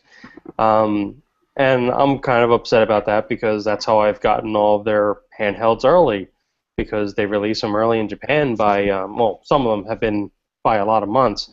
I remember I had the original GBA, like 8 months earlier in Japan than it was in the U.S. And then as soon as the U.S. games came out, I played all the U.S. games on it. So that's kind of a blow because I know they were going to release this one in Japan early, so I was planning on picking it up early. But Seems I like guess I can't do that now. It's like they hate money or something. I've got a friend who keeps buying Japanese. We can't hear you, Nick. No? How about now? Yes. Okay. I've got a friend who keeps buying the newest Pokemon games in Japan, and then he plays them on. He buys the Japanese game. He plays them on his 3DS ahead of time because he knows the basics of Japanese. So he plays them ahead of time, and he lets me know what's in them, like 3-4 months before they come out in America. But he had to buy a Japanese 3DS to do that. Yeah, but he's got the ability for him just to buy the game itself is so much more helpful. Sure, but I mean, still, if you can do that today, you just have to import a Japanese 3DS. And I personally don't understand what the difference is between allowing someone to buy a Japanese system and then play games from any country on it, or buy an American system and play games from Japan or whatever the case may be. I don't understand how it helps or hurts Nintendo in any way, shape, or form, in all honesty. I don't like region lock stuff. I don't understand it. If people want to play it, might as well just let them. Yeah, I thought we were getting away from that, so I'm really kind of confused by. Well, me too, because it's still so there. the kind of global connection of the entire world with everything in the entire world. It seems console gaming would follow that, but it's just they're kind of going back 30 years. Well, Nintendo is a very old company that I know, they're very changes slowly. notorious for being behind on the times. Yes. So it's something to keep a watch on. We'll see if they reverse their policy. But that brings us then to reader mail. Oh, Carol, you have to tell me in Spanish. in reader mail? Yes. Thought I still had another story. Nope. What in the world? All this is in English. Oh, there it is. In Espanol, sí. In Spanish, sí. So am I going to have to say this in Spanish? What would be reader questions in Spanish? Preguntas de Lerodes, or something like that. Perfect, which is nothing even close to what I had on the wiki. Awesome. Perfect. Thanks, Wiki. Our first question this week comes from Olivia. Are there any free games on the Xbox 360? I like story-based games. Turo. Yes, there's a couple of free games on there. Not very many. Are these free outside of Xbox Live? No, like they out are of not. Gold? No, they're not like they have the free games on the Vita or anything like that. I think the PS4 and PS3 have free games that you can play that are mission based. But if you have Xbox Live, there are games you can actually purchase that are free. I know. Oh, what was that tank one that's on the PS4? You guys know what it is. Ah, man. But nothing that is just free that you can play. You can play demos like crazy and then buy what you want. But if you have gold, they always give out. They just in the past year they've been giving out free games for people. And this last one is going to be actually Halo Reach, which is, in my opinion, the best Halo that's been out since Halo 2. And as far as story, that is a fantastic story in that game. Yeah, that's it. Yeah. So Zach D writes in and asks the entire panel, if you had to rate the big three, being Nintendo, Sony, and Microsoft, how would you do so in order from best to worst? And Ooh. Turo, since you answered the last question, we'll start with you, but check your chat if you would please very quickly.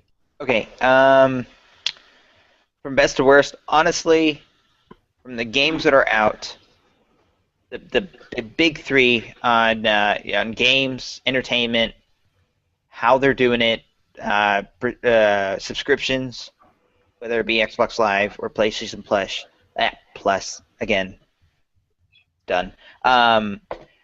Sony is doing everything right now. They are on it. They are what the 360 did from the get-go. It came out early. They just started evolving. They changed the blades. They changed the whole home system, everything. And the way the 360 is working now, I see Sony doing that. And not only doing that, but listening to what people want and doing it within the week. I think that's awesome. Xbox One is doing that as well. I like their interface more, but Sony's listening to people. And they started out with what they wanted, and they're now changing it for people. Xbox One kind of knew what people wanted, and they're just slowly changing things, kind of thing. So, as much as I love the Xbox One, as far as they're handling games, free games, demos, and everything else, media, it's going to be Sony, and then Xbox One, and then or Microsoft, and then Nintendo. Dave, what about you?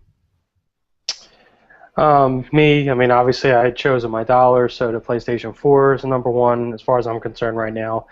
Anecdotally, and in just the sales numbers, I actually saw it getting pushed in GameStop. So like even like people were coming in looking for an Xbox One, were being told to say, hey, think about this. So that's a pretty big fundamental shift that's happening in there right now. Second place I would actually give to Xbox because, at least they are trying. It seems that Nintendo is not really trying all that hard right now, and that's distressing. I don't know what they're doing with all their development houses. It seems like the amount of games is just at a trickle.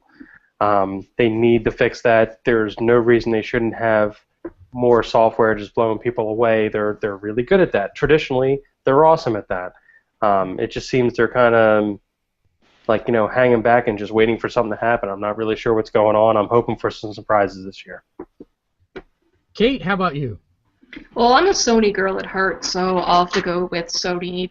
Like Arturo said, they listen to their fan base, and right from the get-go, like when the consoles were first announced and everything about that, and like the whole rental game and used game thing, Xbox was doing everything wrong and then backpedaling, which made them look even worse, which made Sony look even better, and they've kind of been coasting on that push that Xbox gave them, to be honest, and Xbox has been running to catch up, and I mean, they are doing a lot better, but they kind of too little, too late. It really is. Yeah, they gave Sony such a huge head start, and Sony's just kind of gliding with it. They're not even running, they're gliding with it, where they're doing everything that everyone wants. Like, this is kind of almost like the console of gamers' dreams kind of thing, and Xbox is getting better, but like you just said, too little, too late. And Nintendo almost seems like, yeah, like they just don't care. It's like their bodies are not ready anymore. And that old meme. But I get it. I like it. Oh, Reggie. They don't care, and they have so many awesome first-party games. Like, why aren't all of these being explored? It almost seems like they should just go software only. I don't know if it's just that they focus too much on the 3DS in Japan and don't. I just think they have too much money to go software. Yeah, there's like they're too stubborn. They're too snobby. Yeah, they have like an arrogance of an old money where it's like they've had this money forever and they keep inheriting it until it's like the 16-year-old douchebag who's got 5 boats of his own and like makes videos of himself burning money. It's just that's what it's come to. They need some sort of infusion. That's a good they need some sort of infusion of new blood and new thinking, or they're gonna die, and that's kind of huge because Nintendo is one of those things like Kleenex or Q-tips, where your grandparents or parents will probably just call all video games Nintendo. Like, I know a lot of old people do that, and if it's just Nintendo can't sit on their laurels anymore. I doubt they're going to die, but I just think this is a pretty big wake-up call for them. And they're not doing anything, though. It's like a wake-up call, but they're just like, oh, something's wrong. They're just doing what they want. That's it. Well, wait. Let's go down the panel before we get into open discussion, so that everybody gets a chance. Matt, you're up next.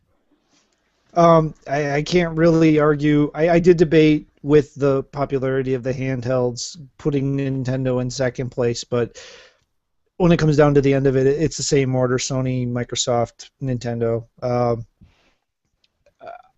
I think I see glimmers of hope with Nintendo. I think since they've got that money, I hope it's that they're playing the long game, which is what it looks like. They're taking their time. They're not rushing and just trying to cash in on something quick. I have a lot of hope for this new Legend of Zelda, not the Hyrule Warriors, which is basically a Koi game anyway. But still fun. But I don't think they're far from down and out. But I think they're just a different mentality, and they're just slow to adjust. So they'll find their way. It'll just take them time. Nick? I'm trying to not put my bias into this. Sony's number one. And it's not just off my bias. It really is. I see Sony and I hear Sony everywhere. And when I hear Microsoft or see Microsoft, it's rarely ever a good thing. So I can't put Microsoft. No, just Sony's number one. Sony did everything gamers wanted. And even a few things parents wanted. So I think Sony's got to be number one. I'm actually fighting with putting Nintendo number two for one specific reason. Xbox has made so many mistakes that it's just scary. Like, they keep messing up. They keep in my opinion, they keep doing things wrong, while Nintendo just isn't doing anything. I mean, they're lazy. They're tossing out 2 more Legend of Zeldas, which is like their we need money cards. But they're not doing anything wrong. Pikmin 3 was fun. Wind Waker HD was a nice little remake.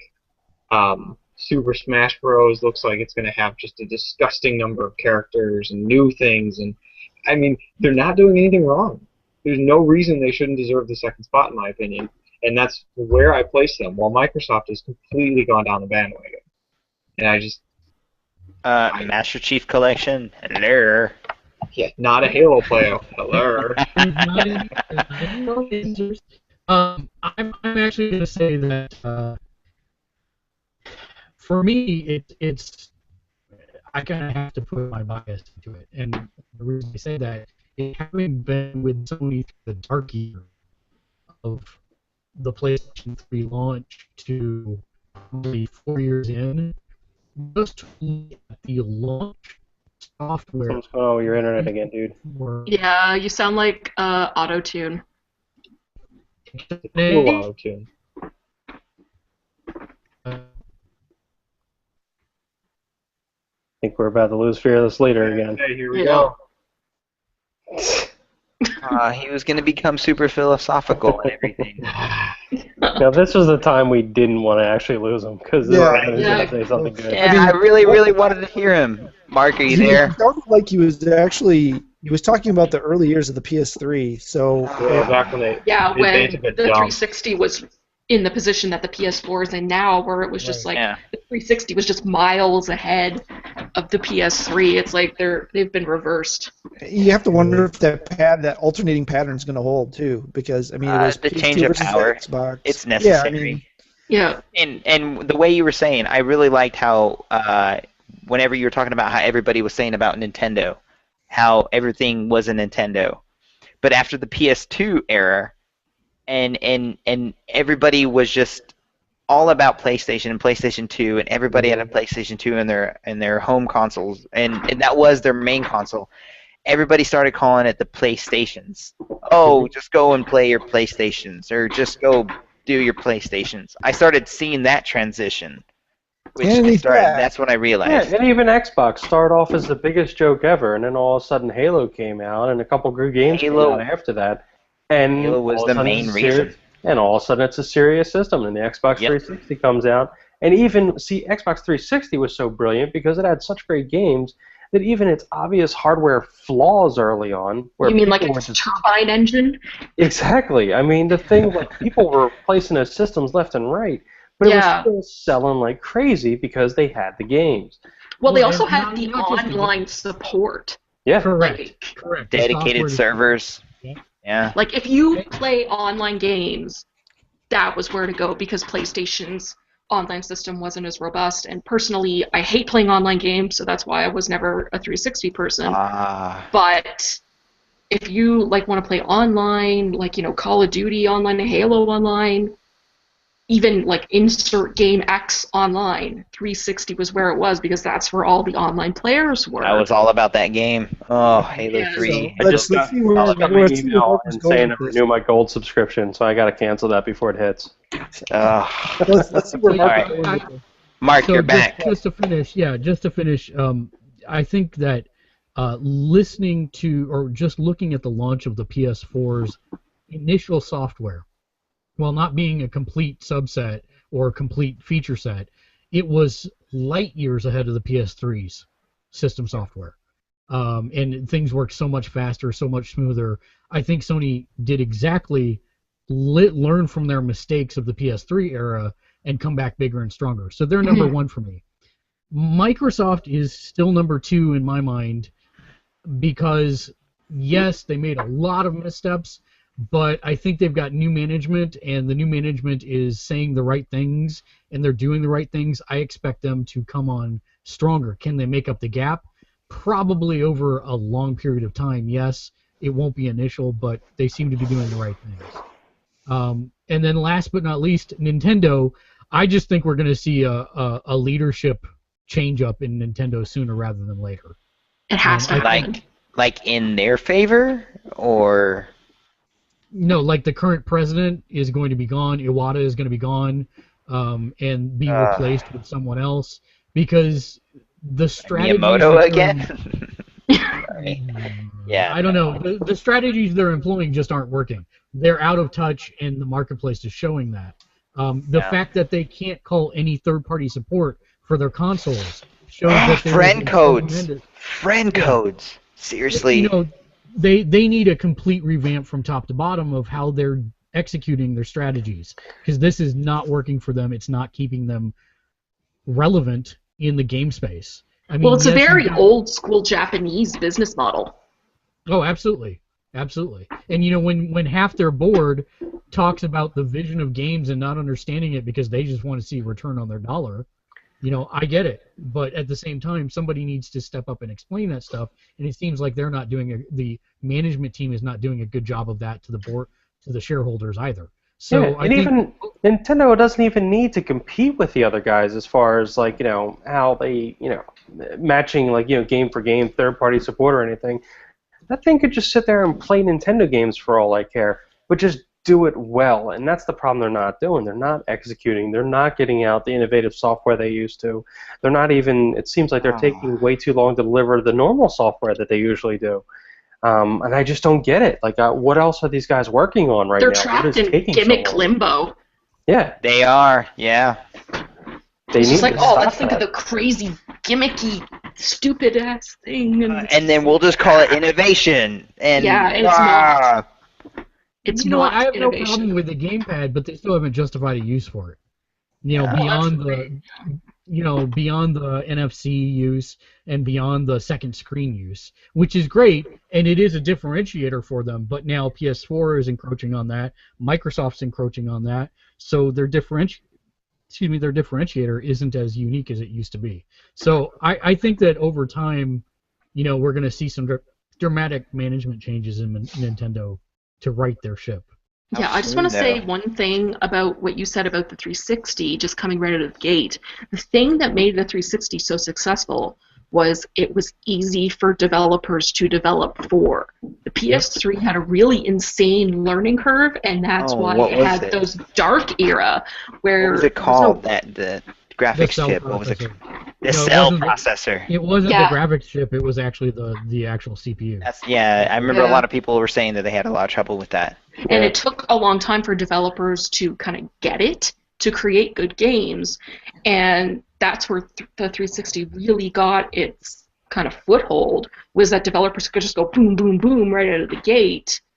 The one and- downside to and that then- was that it was kind of maxed out graphically right from the beginning, whereas the PS3 wasn't, and that's, I think, kind of where you started to see the turnaround was near the end of the, or now, and kind of near the end of the life before the PS4 and the Xbone were released, that PS3 had been figured out, but the Xbox 360 had been maxed out like a year into its development, and it kind of like gave a little bit of momentum to PS3, but then when Xbox started making all those mistakes, it just kind of skyrocketed them ahead, because now I don't think there's as much difference between the machines as there used to be, because we're kind of in the there's age actually where, there's actually very little hardware-wise difference between the two machines. well, because Except that Microsoft actually had a lot of overhead set aside for the Kinect, and that was actually causing developer issues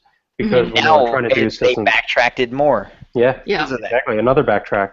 Well, 'cause remember, like, from the SNES era to, like, the PS1 era, the graphics jumps and the technology jumps were gigantic, but now you're not seeing that. It's just more textures and lighting and that sort of thing, but the graphics jump isn't as big as it used to be, and neither is the technology. So I think seeing a lot more parity in that way we're seeing a lot more parity in terms of what's inside the machines, but Xbox's, the way they went around about it was just complete stupidity, and it really is really hard for them to come back from that now. It's like I they think switched seats. I think they did, and I think the interesting thing will be to look at this a year from now when we're talking post E3 2015, Yeah. to see what kind of strides Microsoft has made towards Sony, or whether Sony has increased the gap and where Nintendo will be as a player for all that.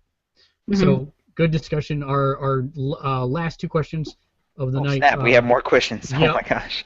What are your top 3 anime? Oh my. I'll start. What? Your top 3 anime. I'll start. Number 3 for me would be Ghost in the Shell. Nice. Number 2 would be this guy right here, Appleseed. And then number 1 for me is actually a very short anime that I found in like 1996. It was called Riding Bean. And it's about a guy in his car and he's got super strength and it's badass little anime. So those are my top 3. You're clearly just trying to be contrarian with that one. I'm not. Nick? Oh my what gosh. is it? I know Soul Eater is one of them. I haven't watched a lot of anime, which is sad because I really enjoy it. But I know Soul Eater is a good one. Other than that, there was another one with crystals, and the main character could smash his head against another person, or connect crystals, and his crystals in his forehead, so he smashed his head against the other person's crystal, and he absorbed their power, or get hit with theirs. I don't remember, but that one was really good. It was short. It was like Oh yeah, it was 2 Crystal seasons. Head Smashers. Yeah, it was a good one. Yeah, that was a good one. Yeah. I actually don't even remember the third. I I've seen think a it little would bit be of Black. Crystal Head Smashers. No, it's Smasher the Crystals that gotta stay in there. Smash. I can't think of a third off the top of my head. If you give me a little bit more time, I might come up with one. Matt? Oh, phew. It's actually kind of hard, but I think Irresponsible Captain Tyler at 3. At Awesome. at 2 is probably the original Ghost in the Shell movie. Awesome. And then number 1 is Escaflowne, Visions of Escaflowne, the original OVA. Awesome. Kate? I don't really watch that much anime. I don't know. As I've gotten older, I don't know, don't really like it as much as I used to. But I always will have a place in my heart for Sailor Moon, especially now that they're redoing it with Sailor Moon Crystal. Crystal is freaking awesome. It's the anime quality is kind of crud, and really inconsistent. But the story is way better and way more succinct than the original anime. There was a lot of Monster of the Week episodes in the 90s anime, and that's all gone now. It's all core I'm sorry. story. The only thing we get out of it is Sailor Mars transformation that will make the series for me. That is the awesomest transformation. I don't know. I'm looking forward to seeing Sailor Jupiter's on Saturday. Yeah. But Spoilers. Still, Yeah, dude. I'd have to say my number 1 favorite anime is a movie called Perfect Blue. It's like if Alfred Hitchcock made an anime. It's so good. It's been one of my favorite, not just anime, but one of my favorite movies for years. I think it was Satoshi Kon that did that one. Dave, your top 3? I don't know. You can probably call it the poser list or whatever. But my number 3 would be Ghost in the Shell. Just love that whole universe. Love everything about it. It's just great. Number 2 would probably be one of the most solid anime series ever, Cowboy Bebop. The music is just by far some of the best stuff ever out there. Mm-hmm. The episodes are great. I mean, there's just scenes in it that are so iconic, like that. The scene where he's falling out of the church window with that song "Little Bird" playing in the background. Oh, you can stop talking or I'm gonna tear up.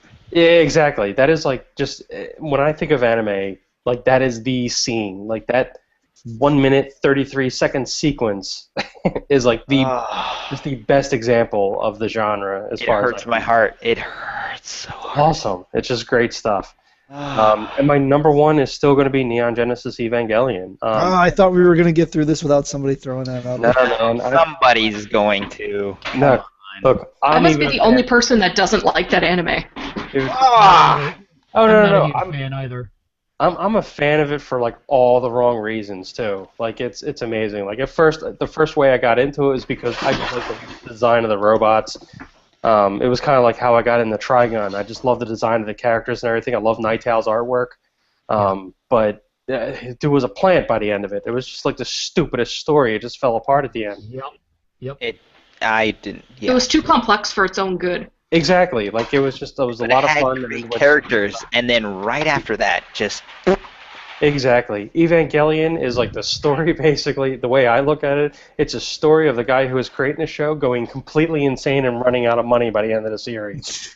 oh, that's And we not got- Lost. And we got to Wait. see it in his creative vision, him go completely insane and have a meltdown and run out of money by the end of the series. Congratulations! Exactly. And I just think that's fascinating.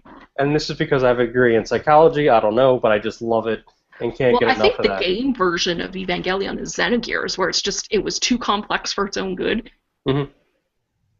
Charo, what about you? Oh my gosh, are you ready for the most complex list in the world? I have like, Get 3. can I have 5 number Nope, 3s? 3. Oh my gosh! Samurai Pizza Cats doesn't count, by the way. The Boondocks Okay. doesn't count either. Oh my gosh. We know Oh, Attack on Titan is your number 1, so. no, oh my god, no. You jerk. Dragon Ball Z. Uh, No, Dragon Ball Z is not my number 1. It's a great one. It's a great intro. Okay, number 1 will be Cowboy Bebop. It will be Cowboy Bebop. That's number 1. I'm going to start with number 1.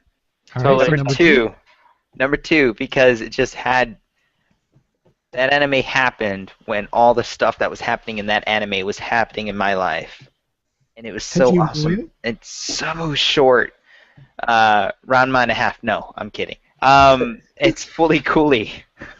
Oh, Fully Cooley is a That was number fantastic 4. anime. Dude, that was number 4 on my list. That's number 2 for me. That just almost everything beat out happened. Ghost in the That just happened perfectly. The music, the band, the Pillows. I have all their albums. They're perfect. I know all their songs, even though I don't know what they're saying. All right, number 3 then. You jerks. This is where I get complicated. There's 5 fighting for Nope. number 3. You gotta pick. You know one. what? Dang it. Blue Gender. I freaking love Blue Gender so much. I just can't believe we made it through this list without a Lupin the Third anywhere. Yeah. That's how I feel about it. All right, last question. This should Jeez, be that our was third hard. one. I am emotionally done. How did you? This one's from Taylor H. How did you get into video gaming? Oh. Start at the end with Nick. Me? Yep. Oh. Get into game. I was gaming since I was 3. I know why I stayed in gaming. I don't know how I got into gaming. Oh, I know how I got into gaming. My grandparents had an old Nintendo. No, new Nintendo. Super Nintendo. And when I was young, I basically lived with my grandparents. And I slept at my parents' place every night. That's basically what happened. God, how young were your grandparents that they had a Super Nintendo? I know, right? They had I'm a not Super- old. They had this old crusty system called a Super Nintendo. You know what? Back 28's not old, right? God. Keep telling I still yourself. have a Super Nintendo. You're But over. I got into gaming because that was the only system at their place, and I didn't like going outside. So it's either play Donkey Kong Country 1 or go outside and play with nobody. So I was like, yeah, Gotcha. Donkey Oh. Kong We Country need 1. to That's how I find got out more into about why your grandparents had Donkey Kong Country 1. We need to... it. I don't know. This I know is why I your stayed in the homework. gaming, though. I stayed in Alright, gaming alright. because... I got a good story for this one, so do me that. Alright, I stayed in the gaming after that, and I actually went into it Thank you. because of, because there was, like... I was just a super nerd. So, like, acne, everything. So there's nothing else to do. I couldn't do sports, couldn't do anything. So it was either gaming or some really weird hobby, and I guess I wanted to do it. Matt? Well, as with a few of us here, we were really there during the early days of it, and I don't know, something about it just clicked. I think the first gaming thing I had was playing Oregon Trail on some old, probably a Tandy or something. And then going over to a birthday party, which I didn't get invited to birthday party, so this was a huge thing. And they had a 2600, and from there it was all downhill. It was a long time before I finally convinced my parents that we needed an NES. So that's how long it was, from the early days of the 2600 till the NES was in midstream before I actually had a console. But every chance I got at the gas station to hit an arcade console or go over to somebody's house and play, or I had some cousins that I'd spend some time at the summer and they'd have a computer or a console of some type. It just never went away. It's just an art form that I love and an activity that I really enjoy. Kate. I remember my dad buying the original Super Nintendo. Not the original Super Nintendo. The original Nintendo when it first came out in North America, and I played it with him, and kind of stuck. Like he would buy consoles, and then I'd like watch him play, and then play with him, or then play after he was done with it, and then the tables kind of turned where I bought the consoles, and then he'd play after I was done with the game or whatever. Oh, that's And sweet. that kind of continued. Dave? The original Pong over a neighbor's house. I was probably like 4 years old, and it was one of those multi-Pong systems that had the light gun attachment to it, where there was a square on the screen and you'd shoot the light gun at it and it would change direction. Just the act of actually affecting something on the TV screen with a controller of some sort just blew my mind. And then shortly after, my parents ended up with a 2600, Atari 2600, and then all hell broke loose. I was probably the only kid that had to sit there and beg on I remember distinctly in the middle of the week, and I was in grade school, and I had to beg my mom to let me go to sleep because we borrowed Frogger off a neighbor. And she kept going, just one more game, and I'm like, I really need to go to sleep. So I had awful parents. Yeah, and by awful we mean awesome. Yeah, and it's like I had parents that let me watch George Carlin and play video games during the week until I couldn't even open my eyes anymore. And I turned out reasonably okay for some reason. Thank you. You'll be here all week. So, but then this is the funny part. We skipped the Nintendo. Like when everybody was getting Nintendo, I didn't have Nintendo. I had a Commodore 64. Which, as we know, if anybody with a Commodore 64 back then, you had unlimited games because everybody just traded games. And that was before I knew that stuff was wrong. And then from there, just kept going. Just always loved gaming. That's it. So This explains your sleep patterns, though, now. Yeah. Or lack thereof. Exactly. So my parents were commercial artists that worked for True Value Hardware, and if you're not familiar with them, it's a hardware company that's national. They used to be a lot bigger, but they sold everything. And my parents saw the original Pong system at a neighbor's house and bought it and really liked it. And then they used some of their connections, because they knew some guys, to get the Intellivision early. So we got the Intellivision 6 months before launch with all of the launch games, and that was pretty much the end of everything. Because my parents played the Intellivision, I played the Intellivision.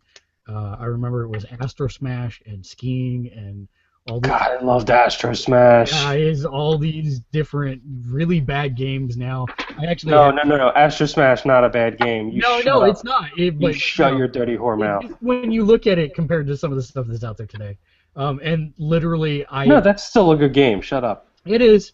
Only if you have the disc controller, though. It's not so great with a keyboard. No. But yeah, I actually still have one of the slipcovers from the Intellivision for He-Man and the Masters of the Universe. That was a bad game. Yeah, it was a bad one. But that's kind of the. And I've got the original boxed copy of Tron down here and Advanced Dungeons and Dragons. There we go. Yeah, RPG that's before amazing. RPG was RPG. yeah, Wow. So they're still not good games by today's standards, but that's what I started with, and it's been kind of nonstop ever since that. I've owned practically every system, and a couple computers that I shouldn't have since then. So yeah, Turo. All right, you ready? You started with the Xbox 360, you poser bastard, didn't you? Yeah, I totally did. No, No. my cousins from Texas, they had more money than I did, or more money than my parents did, I guess. I saw them beat Metroid and Super Mario Brothers 3 in front of me. They did it in front of me. I couldn't do it. I didn't have the skills to do that. But I saw that happen, and I was inspired. I wanted to be as good as they were. And the only games we could afford at the time was track and field. And I beat Cheetah when I was 4 years old. And if you know what that means, oh my god.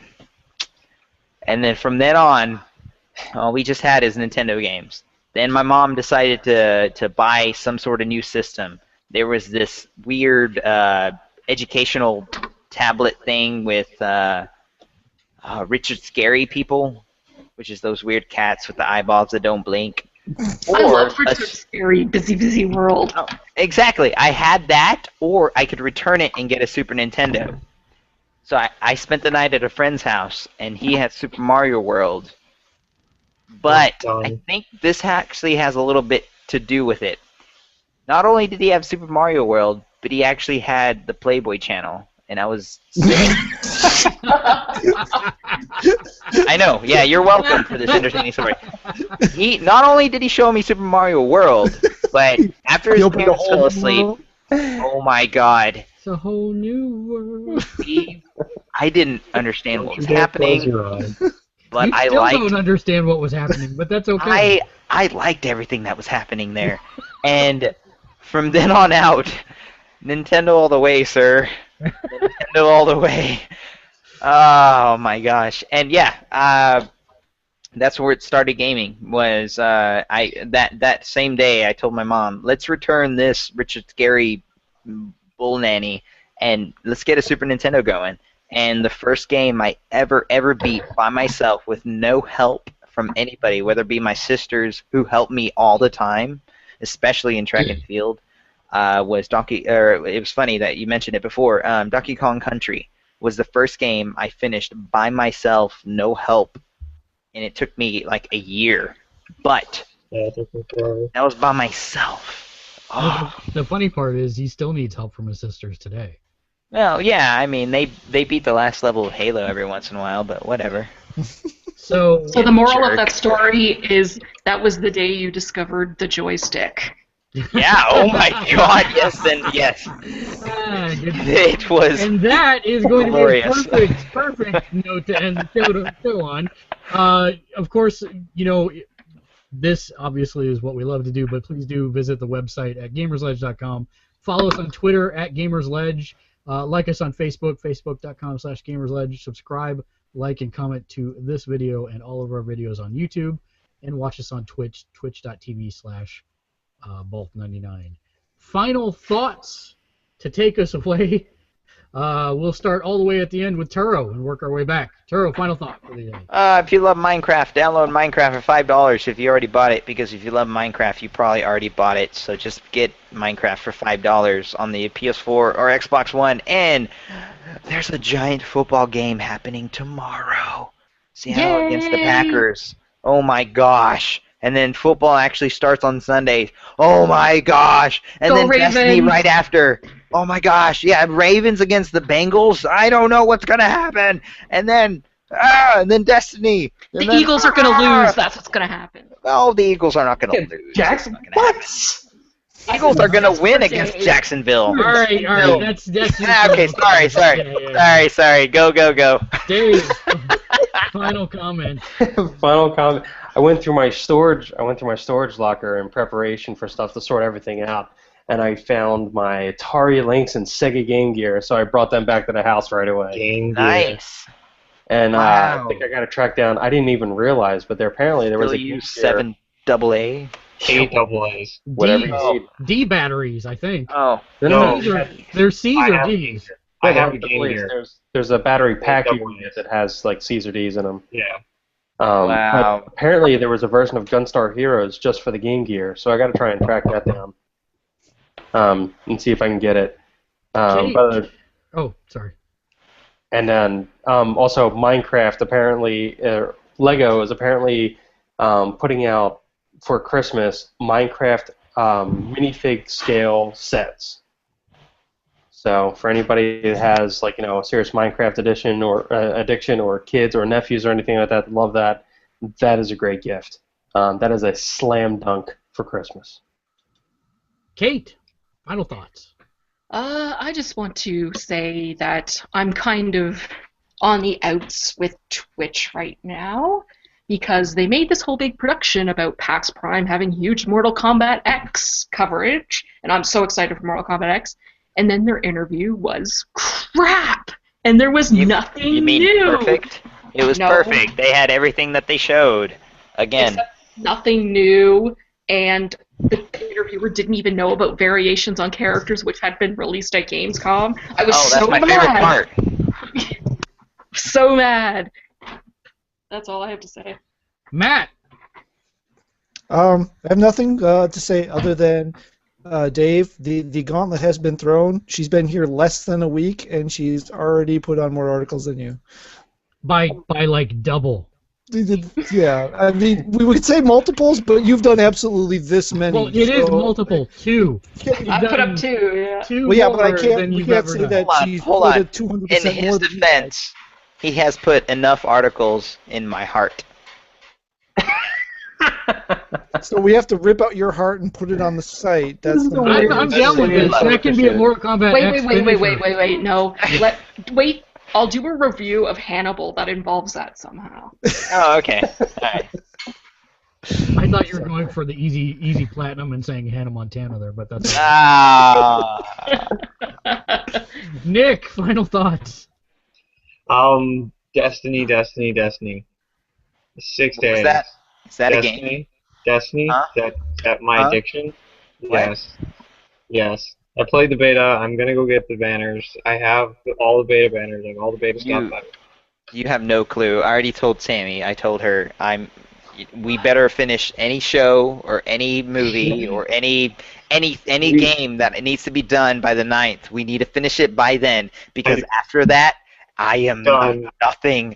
There's nothing of me but Destiny. So- So anything that we need to get finished, it's gotta be happening before the 9th. I'm gonna be so behind. I got a huge wedding. Like one of my college friends, like the core group, is getting No. married that weekend. I'm Weddings not- happen all the time. I have a wedding to plan. I have my bachelor's degree to get. No, Bungie. It's just why did they have to do Nope. You are on the right path, sir. this? So Destiny for sure. Yeah, I'm To trying buy to it complete. twice. So I already collectors. my final thoughts for the day is I know we've all been on Bieber watch, waiting with bated breath to find out what will happen Is next. that some kind of celebrity? Yes, it is. From Sadly. your half of the board, are you saying? Yeah, from your half of the border, it's not. Nope. It's not You Bryan keep them, Adams. no, It's Celine not Bryan Dion Adams and that Bieber Canada now needs belong to to you. apologize for. It's just. But, I love how she included Celine. yeah, I know. Well, I mean, she's Canadian, eh? I mean, Scott Pilgrim, everything, awesome. So Yeah. Justin Bieber was arrested. Shocking. God, Friday, thank God. Yes. Can in- somebody in just Canada- kill him, in please? Canada, where he ran into somebody, and they had a fight directly after it. But what's interesting is that this could actually filter back to the California courts, and the judge may make a ruling that he is in violation of probation, which would, in turn, Kick him deport back. him to Canada permanently. Oh, I'm so sorry. Yeah, Let me he's your explain to you problem again. about California and their legal system. No, he's too let- Americanized. He's not allowed back in the country. So is he Let's- like going to Europe now? Yeah, he can stay in California. Canada. In California, they let Lindsay Lohan walk after a hit and run and I think sort of a carjacking. She walked into a police station with cocaine in her pocket, and they did She nothing. walked into a PlayStation? And she walked into a police station. Oh, okay. after like a hit and run or like a practically a carjacking with cocaine in her pocket, and they did nothing.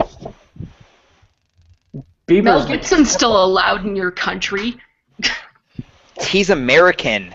he's got credit in the Actually, he's bank. Australian. But we Oh, really love oh, Lethal snap. Weapon. He's Mad Max, so whatever. Not anymore. Well, he's We really love mad. Lethal Weapon in He, this country. he is, Mad. yeah.